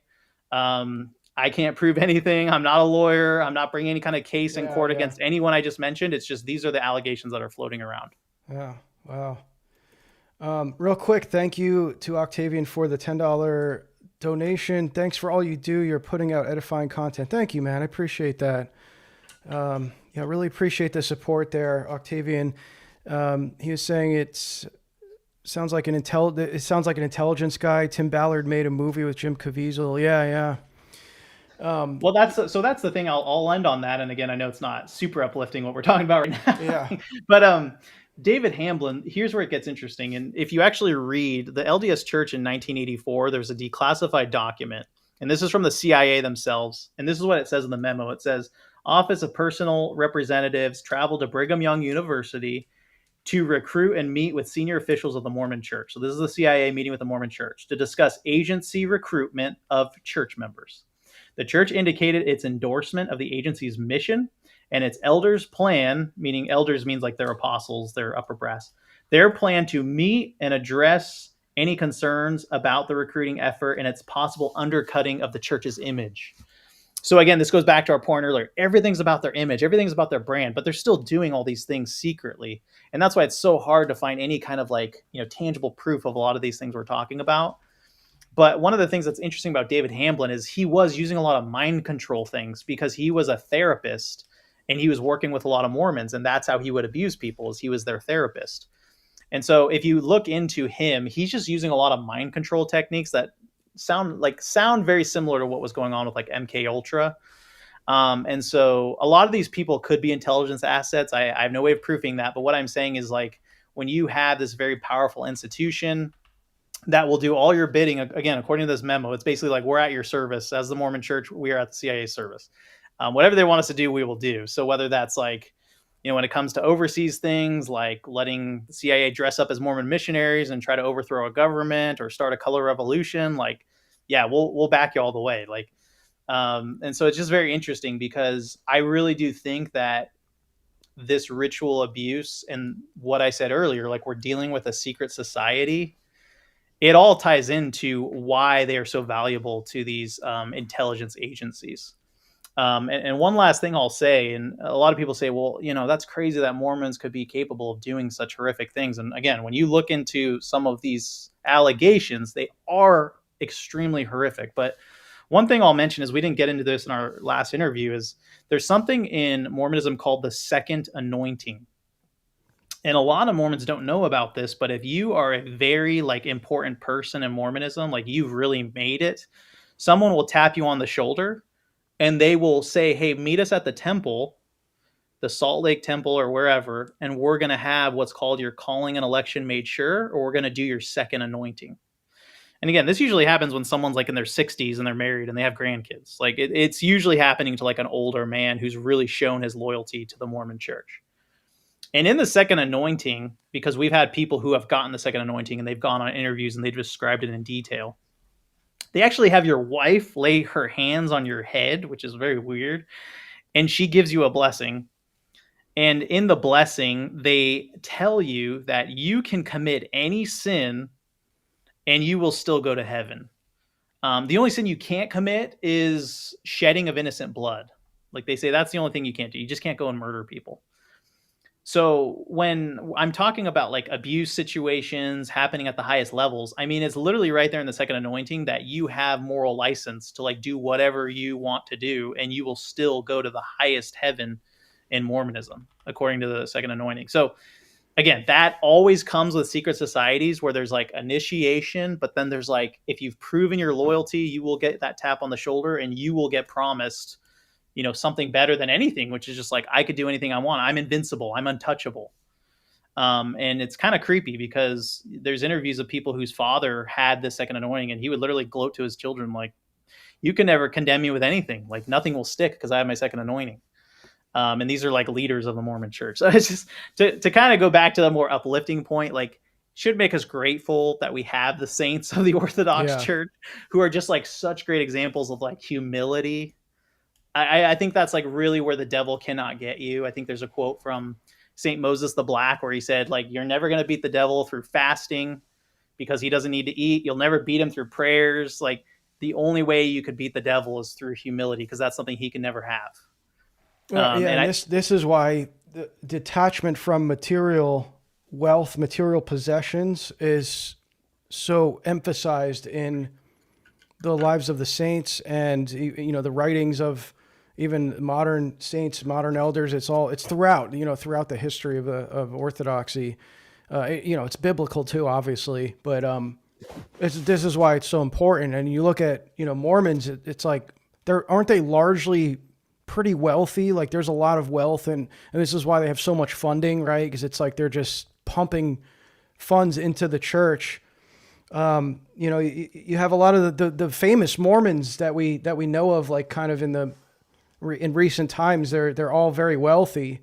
You look at like Mitt Romney, for example. You were talking about politicians, right? Like, look at Mitt Romney, who was a Skull and Bones member. He was, I think a billionaire or close to it. He's, very, very wealthy guy. And, I actually wonder about that. Like, do you have anything on Mitt Romney and like why he was there any involvement with the LDS Church and like why he didn't get elected, or why he got as far as he did? Yeah, I think one thing interesting to know, speaking of Mitt Romney, is Gordon Bowen, who I mentioned as the Punisher, actually he babysat Mitt Romney's kids, Wow. which is very strange. Yeah. I mean, that just tells you what kind of man he is. But Mitt Romney comes from a very wealthy family. His father, George Romney, was governor of Michigan a long time ago. So his father was very heavily involved in politics. Mitt Romney was governor of Massachusetts before making his presidential run in 2012. And I would just say this, like, Mitt Romney comes from an interesting part of Mormonism. His family actually comes from the Mexican colonies of Mormonism, because as I mentioned before, like, when there was a revelation to no longer practice polygamy, a lot of Mormons didn't actually stop practicing polygamy in 1890. A lot of them went down to Mexico to practice polygamy because they just didn't want to be hounded by the federal government anymore. So Romney's family actually comes out of that movement. And yeah, there's a lot of wealth there, a lot of money. He owns Bain Capital, which is basically vulture capitalism. That's all I'm going to say about that. Like, that's their whole, scheme. I think Tucker Carlson has a special on vulture capitalism, but very wealthy. Sounds very Jewish. Yes, it is. It is. In fact, Mitt Romney, that's the best way I could describe him, is he's just very into finance. Let's put it that way. And so, yeah, he had the full blessing and backing of the Mormon Church when he made his run. They were very excited about it. I would just say this, like, I think the reason why he lost is because, like, a lot of people did not trust him. And I don't think it's just because he was Mormon. I mean, he was an extremely shady politician. Yeah. Like, he was constantly... he was like your textbook corrupt politician. Yeah. And he was what, I hate to use the word rhino because it's kind of a boomer term, but like, he really was, like, he was pro-gay marriage and pro-abortion when he was governor of Massachusetts.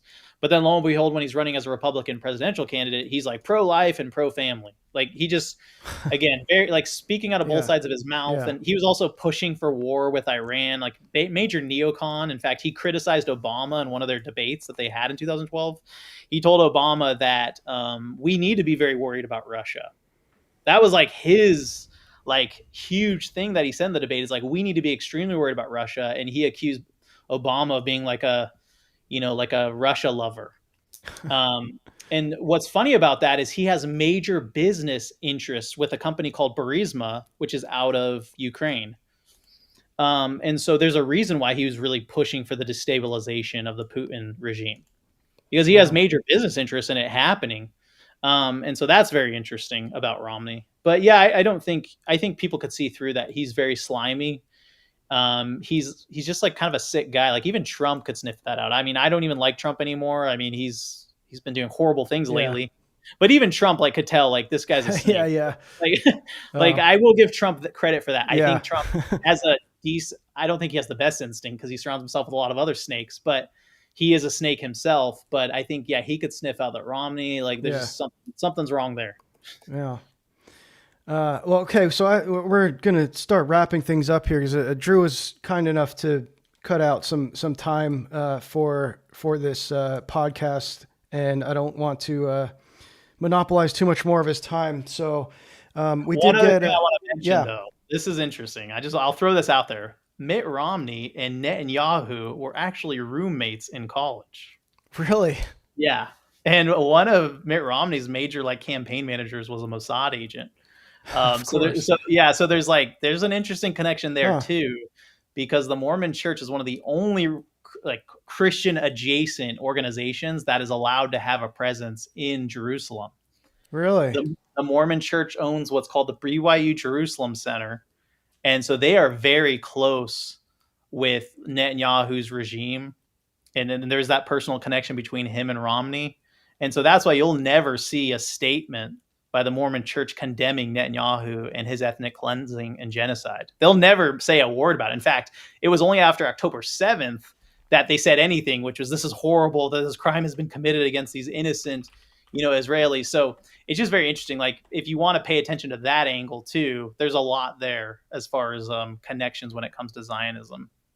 Well, that's interesting because I came across that in my research when I was looking into Joseph Smith's connection to his influence from the Kabbalah, because he met up with a guy. I'm blanking on his name. It's been a while since I looked at this. Josiah Sexton, I believe. I think that's who it is. Yeah, who was this esotericist, alchemist type that had all this secret knowledge, that he had this huge library of esoteric books, and he was the one that introduced Joseph Smith to all these ideas. May have been the guy that got him into like the treasure digging and stuff too. But anyway, I think this, if I'm not mistaken, this is the guy he had sent on a mission to Palestine to kind of scope out some property for like preparing for a Jewish homeland. So there was presence in Palestine even in Joseph Smith's time, and funny enough, in that story, he ends up sleeping with the guy's wife after he sent him off on this mission abroad, of course. But yeah, I think that was Orson Hyde. Orson Hyde, I might have gotten the two guys mixed up, but yeah, there was some connection there somewhere, but he was being tutored by this. He was a Kabbalah practitioner and teacher, Josiah Sexton, and that's who was teaching Joseph Smith, the secrets of the Old Testament. Yeah. It's right after this that Joseph Smith becomes like a full blown like polytheist, where he's saying like there's many gods and God the Father has a father and God was once a man who lived on an earth just like us. Like he went crazy theologically after talking to this Kabbalah. Yeah. Kabbalah. Well, Kabbalah is polytheistic. A lot of people don't know that, but yeah. Yeah. Okay. Yeah. Well, one other thing I'll just say is Joseph Smith had these like crazy ambitions from a political standpoint. This is why it's so funny, because you mentioned like there's that Mormon apologist that we were talking about earlier, who Jacob Hansen is his name. He did this space where he's claiming like he's a classical liberal, and he believes like there should be separation of church and state. Let me tell you why that's so laughable. Because Joseph Smith himself had this vision that he would ally with the Indians, and that with their help, the Mormons and the Indians would team up against the U.S. government and overthrow the U.S. government, and that he would be anointed prophet, priest, and king of the whole earth. So he wanted to establish a worldwide theocracy. And I'm sure he had some vision, because this was also part of his prophecies. Even in the Book of Mormon, it's written that the Jews will return to their homeland. they'll reestablish themselves. The Native Americans will like basically take over the US government and they'll reestablish themselves. And like Joseph Smith is kind of steering the whole ship basically. Like this was, so people always say like he was like a Muhammad. Like it wasn't just because he loved the ladies and the young ladies. It was also because he had like this military conquest as like his utmost ambition towards the end of his life. But he was killed before he could, do any kind of plotting or scheming. I Yeah. mean, he did have a secret council of 50, which like they were sworn to secrecy and they had these secret meetings and they tried to actually assassinate the governor of Missouri. One of them shot him in the head. He survived, but so there's actually political assassinations that came out of Joseph Smith's secret society of his closest followers. Wow. So yeah, it makes sense This why has he got would, everything. This is a yeah, conspiracy that has every element that that conspiracy theory people love to see. You know, it's got like, yeah, the ritual murder, the secret societies, the political connections, the Zionism, the money, the esoteric influence. It's got everything, man. yeah. Yeah. So, all right, I just wanted to read one quick. I got a what do we have here? $5 from Daniel Lemon. Thank you, Daniel, for the $5 donation. I don't have Daniel's the. a good friend of mine. He Oh, grew up okay, Mormon, cool. and now he's an Orthodox catechumen. Glory to God. Nice. Glory to God. Good guy, solid guy. Yeah, he said Drew is every Mormon apologist's nightmare. I agree. I haven't heard anyone that's like involved in this discourse touch on these subjects. This is really fascinating stuff. So I would probably, I'd have to defer to the ex-Mormons, but that I would believe you if you said that. Yeah, thank you for the $5, Daniel. Yeah, that's yeah. I look forward to if there's a time that you do decide to start doing public debates on this. I think you would do some damage, but that's whenever Yeah, my that time pride. comes. Yeah, I got a lot of pride to repent Yeah. of. I mean, I'm just being completely real with everybody. Like it's kind of hard to like come out of something like Mormonism, and I'm sure everyone's kind of, a lot of us really like the conspiracy side of things. Like I grew up, really getting into reading up on conspiracies, and not like I believe all conspiracy theories, but what I mean is like there can be like this pride associated with that, which is like, well, I know something that all these dumb, people don't Mm-hmm. know. I think that's a major temptation when you're coming out of something like Mormonism. And so I try not to be condescending, but I also try to be like brutally honest about like the ugliness that is within this religion. I don't think it's within all the people. It's definitely within a lot of their leadership as like just straight up evil. But yeah, I think like I need to become more mature in my faith because it's a major temptation to just like get on there and try to almost like emotionally bully people who a lot of them are kind of broken. Like they really are, because everything I just told you, I mean, how could that not break someone down? Like to have to believe like such contradictory things and such lies and be gaslit. Like, I mean, you're just kind of a broken person at that point. But I think that's the reason why we do need to share our faith with them. Yeah. And that's why those young men that I mentioned came seeking orthodoxy, because it's funny. Like I said to them, I'm like, wow, 3 of you show up on the same day. Like, did the Mormon church do something super scandalous? And he's like, yeah, only 200 years ago. Like, Yeah. like, I mean, it's just like, yeah, like Yeah. that's their whole story. Yeah, they So exist. Yeah. yeah, exactly. I wanted to touch on one more thing if you have time. Sure. You were mentioning with the polygamy of Joseph Smith and how I'm blanking on like which exact instance it was, but there was something where you said it didn't come out until he revealed that, well, he disclosed that he had this revelation. Yeah. I think it's important to highlight. I want you to touch on this. The aspect of revelation in Mormonism having almost like a universally binding doctrine aspect to it, where it's like, well, this is the infallible doctrine of the church because a prophet, had this revelation. Like, Yep. Trust me, bro. Like it was revealed to him in a dream. Yeah, so that used to be like a very common Mormon presupposition. Some of the way it would be phrased would be like, when the prophet speaks, the discussion is over.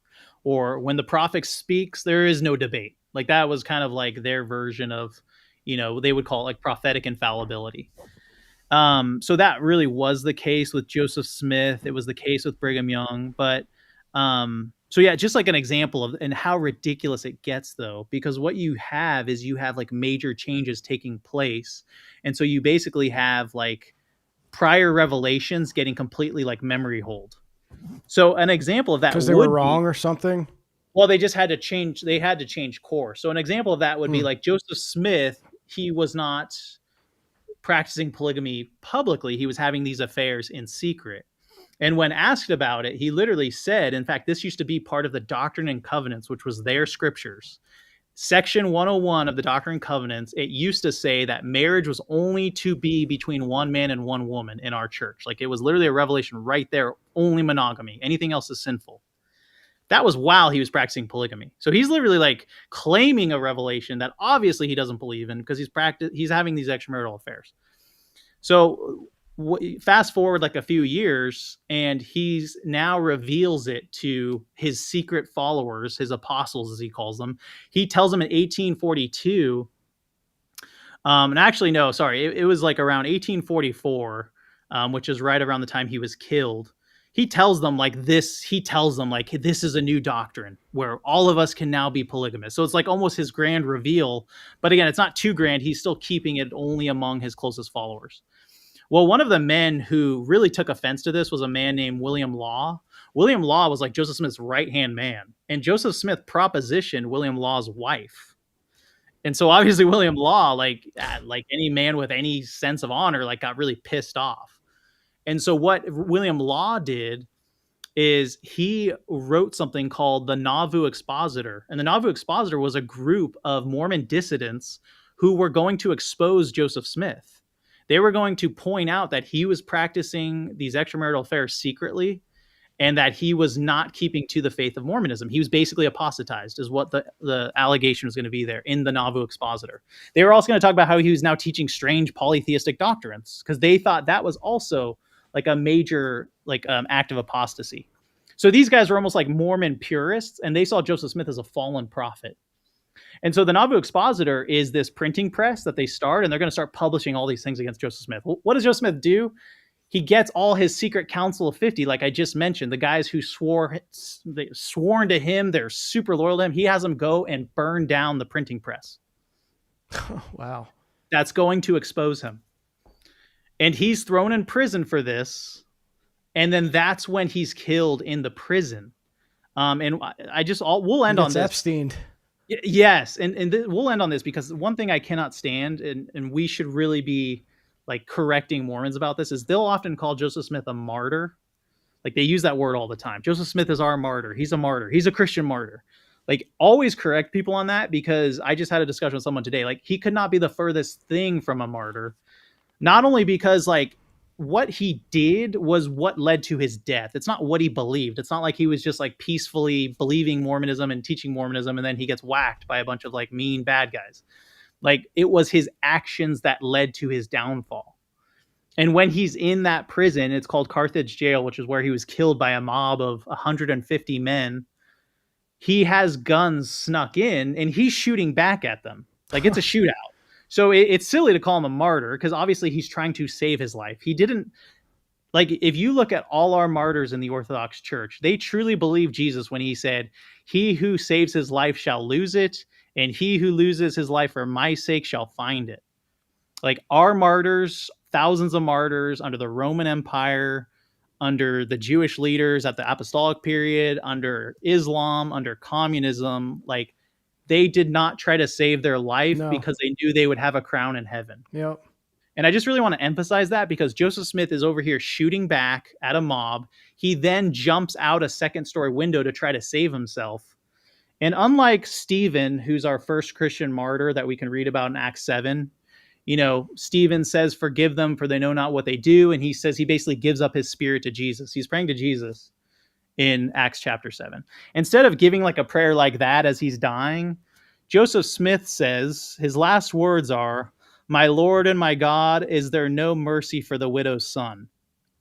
And I probably butchered that quote, but it's basically was the Freemasonic cry for help.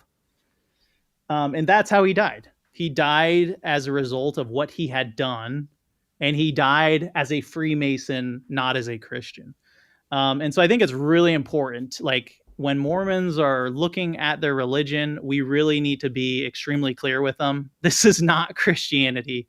This is a secret society.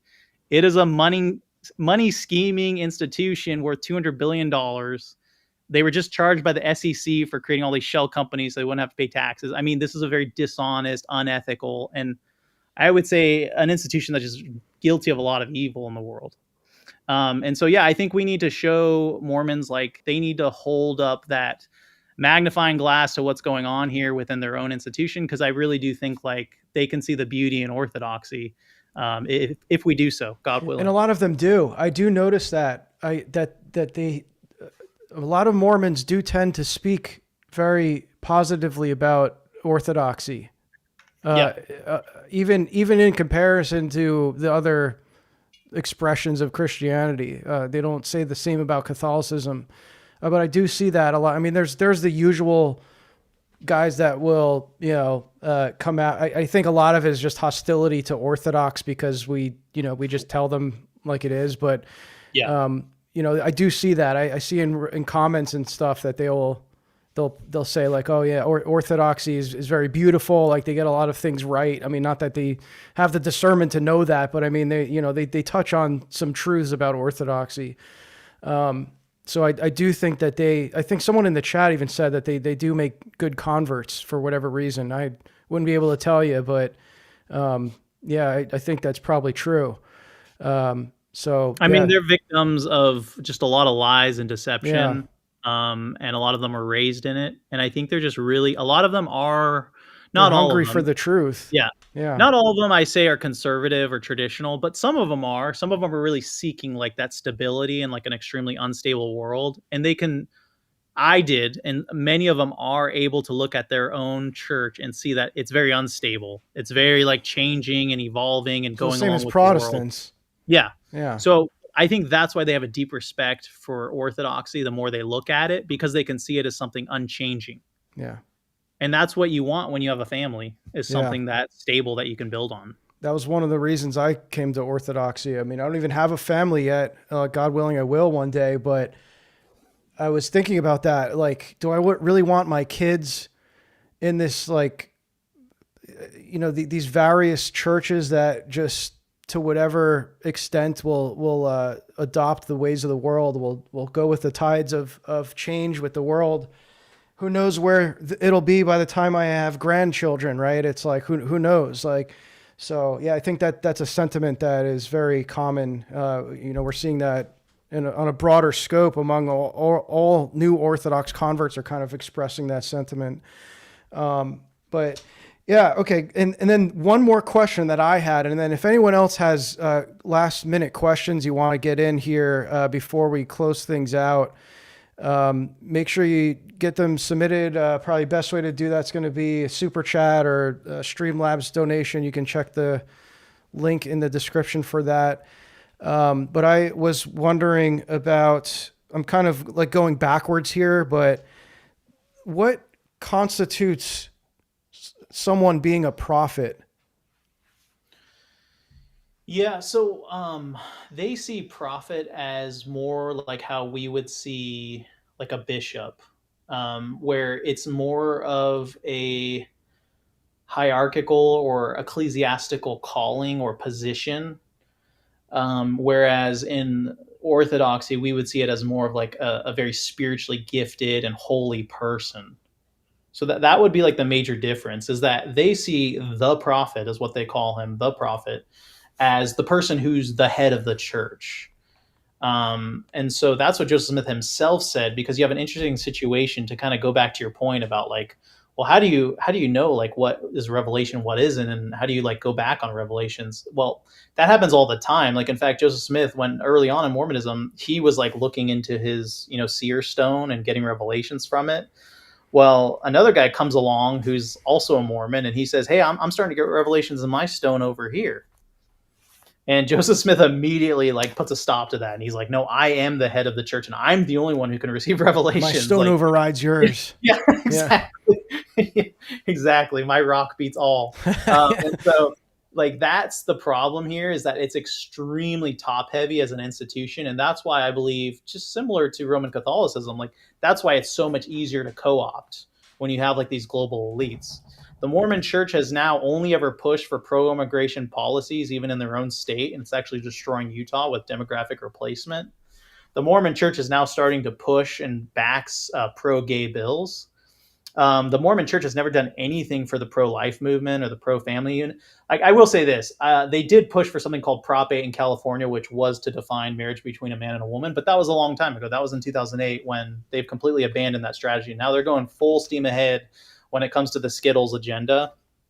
And so I think this is also why a lot of Mormons will be interested in Orthodoxy, is because their church is now starting to support all sorts of insane things that the global elites are pushing, including the very destruction of nations.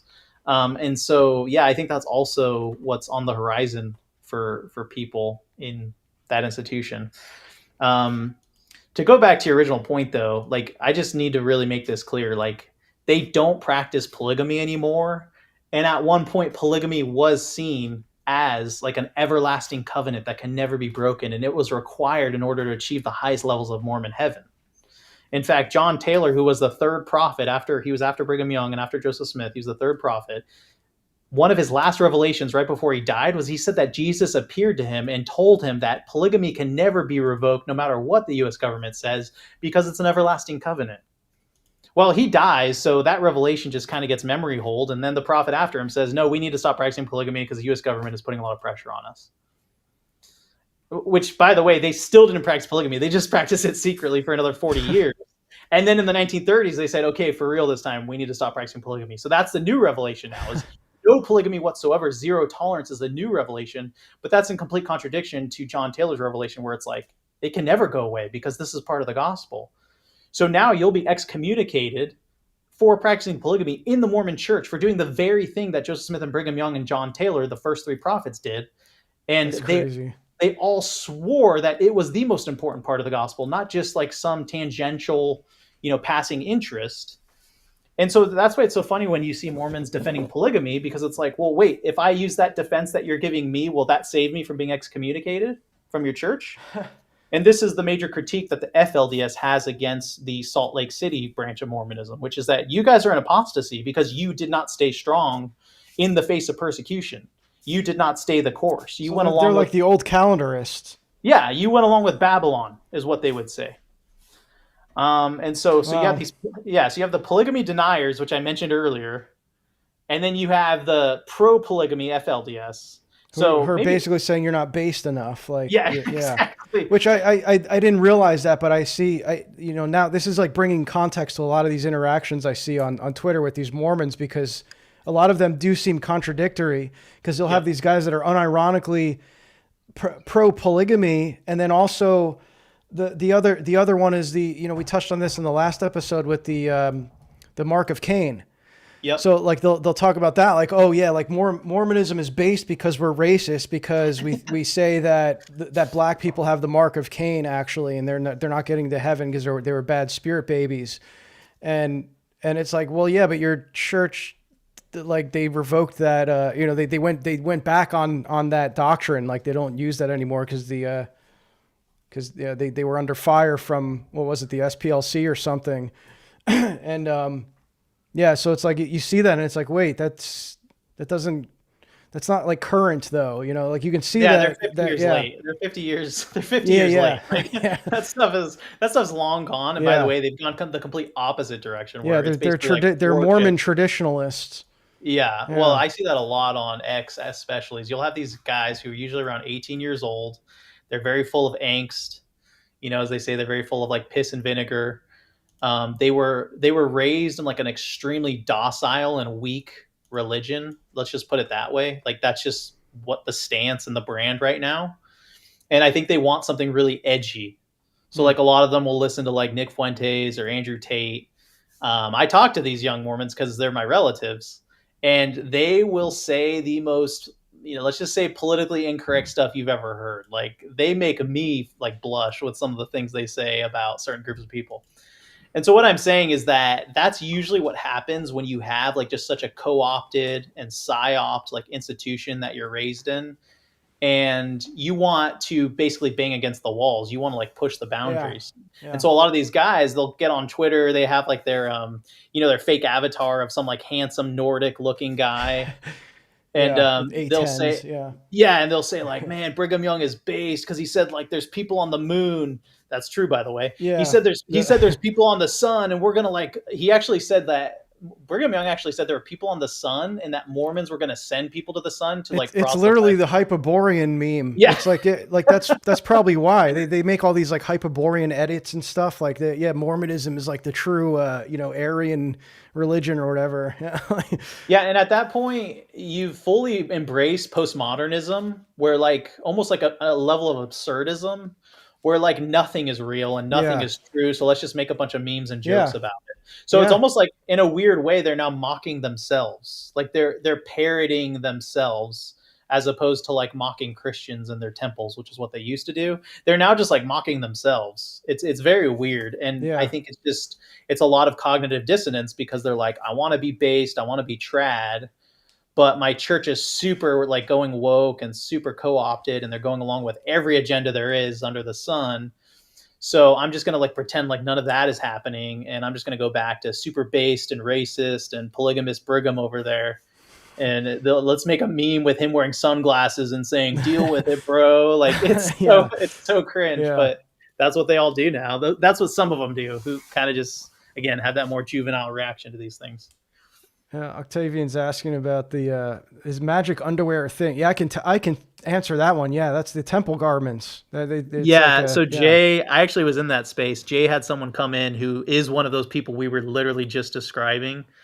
He's like a mustache man lover, and he comes in and he says, "I'm a Mormon, but I also, love you know who." And that was what Jay asked him. Well, are you wearing Mormon underwear right now? And he said, "No, I'm a bad Mormon. I'm not that devout or something." It was really silly because it's like, so wait, hold on a second. Let me get this straight. Like, you will defend like Mormonism, everything we just went over. You're willing to just like take that on the chin, but you don't even like really believe it enough to be like all in. Yeah. Like And that's you're admitting that if you were actually devout to the religion you're confessing, you'd be wearing magic underwear. yeah. Yeah. Yeah, that's like almost wearing like a Freemasonry T-shirt, but then someone asks you, "Are you a Freemason?" No, I'm Yeah. not super I devout. just think it's based. Yeah. Maybe someday I'll get into the Freemasons, but right now I just wear the T-shirt. Like it's Yeah. literally like that level of cringe. Oh, I have kind of a meme question before we go. This will be the last thing. Sure, yeah, There, this was like maybe a year or so ago. There was this meme about, I don't even know if it was a meme or if maybe you can tell me if it was true. They were going around like BYU campus and it was being discussed. I think people like these men on the street interviews and stuff, they were asking these students about if they engage in soaking. And it seemed so bizarre that it would not be something that someone could make up and say that the Mormons do this. Like, it actually, from what I knew about Mormonism, that seemed plausible that it's something they do. Like, it almost seems Talmudic. So if you guys don't know what it is, I'm not going to describe it because I think it's pretty graphic, but yeah. I'd say maybe it's possible. Me and my friends, like when I was in college, like we were all Mormon, and we would make jokes about it all the time because it was really funny. Um, but yeah, I never okay. knew anyone who like Yeah. So unironically it was is like, kind of like a meme. it was, but I will say there is something to that mentality of like fooling God, thinking you can fool God, and like being very legalistic about these things. Like, Yeah. for instance, I'll just give a simple example. Like Mormons are, I think the word is like Sabbatarians. Like they Yeah. think you shouldn't buy anything on Sunday, which is really silly because the Sabbath is Saturday, not Sunday. But they just roll with it. So like Sunday, you're not supposed to buy anything. You're not supposed to work. But what's funny is like if they have like a relative who's like a less active Mormon, or maybe like they have a relative who's like a non-Mormon, like someone's husband, like they'll be like, "Hey, could you go buy milk? We're out of milk and we need it for like this big family dinner." Like, so they'll like have him go. It's kind of like the Amish, like they'll have people drive them around, but they don't believe in driving. Like, so yeah, there is Oh, like that. There is they like have the that. Shabbos goy. Right. So like, Yeah. And that's why they're really useful though, is because they do have like this very like strict standards, like they won't drink alcohol and they won't smoke. And I think that's really why the CIA loves them, is because it's like, this is a person who, it's way harder to like compromise them. Now, I still think they're compromised. I just think they're compromised by the, intel agency who hired them. Yeah. But it's harder for them to be compromised by the so-called enemy, if you will. So yeah, there's an interesting thing to explore there for sure. Well, this was a very interesting podcast. I'm really glad you decided to join me for, like I said, being the second, the first returning guest. So I think that this was really worth having you back on. I know I said the last time that I wanted to have you back on, and here we are. And it was very timely because this is all the things you touched on. They're being discussed as we speak. I mean, if you're not seeing them, it's just you're not exposed to the discussions. Maybe that's a good thing. Maybe you're not the algorithm. Yeah. Thank you again for coming on, Drew. It's always a pleasure to have you on to discuss this stuff. I think it's extremely important, and especially coming from your perspective, being an ex-Mormon, it's not someone who's just like researching this stuff and coming up with these theories or expressing hearsay. Like, you had these encounters, you did all the research, knowing firsthand, and I think that's incredibly invaluable. So, we'll everyone keep Drew in your prayers as he continues this pursuit that he's on to reveal these truths of the Mormon deception and to lead more ex-Mormons to the church. So, we'll keep you in your prayers because that's no small task. So, thank you again for coming on. Is there any last things you wanted to express? Although your voice is starting to robot a little. I don't know if it's on your end, but... Okay. I'll just say, if anyone's listening who is not Orthodox Christian, go check out a Divine Liturgy on a Sunday morning, or go to a Vesper service on a Saturday evening. Everything we just talked about is important, but that is the most important thing you can do for you, your soul, your family, is go to an Orthodox church. We live in insane times where there are psyops every time we go on our phone or on our computer. That's the able to find peace and truth, and experience the glory of God and be part of his church and really develop a relationship with Christ. So I would invite everyone to go do that. But I appreciate you having me on, Anthony. It's always fun chatting with you. Yeah, thank you for saying that. Yeah, go to Divine Liturgy, as I try to post every Sunday morning, just as a reminder, because it is something that you have to have an encounter, you have to have an experience in the liturgy. This goes beyond studying and listening to debates. I mean, that stuff can bring you to the church, but you have to actually enter the liturgy. You have to participate in the life of the church. So that starts with actually going. So make sure you do that. Find a friend if you need to, but not one of these Mormon advertisements where they're saying, come to church with me. Bring your friend and co-opt that tactic. Bring a friend to Divine Liturgy with you. Great talking to you again. I appreciate your time. Have a fantastic rest of your night, everyone. Thank you for tuning in. Thank you for all the support, the donations. I appreciate and love all of you. God bless. And we'll see you next week. Take care.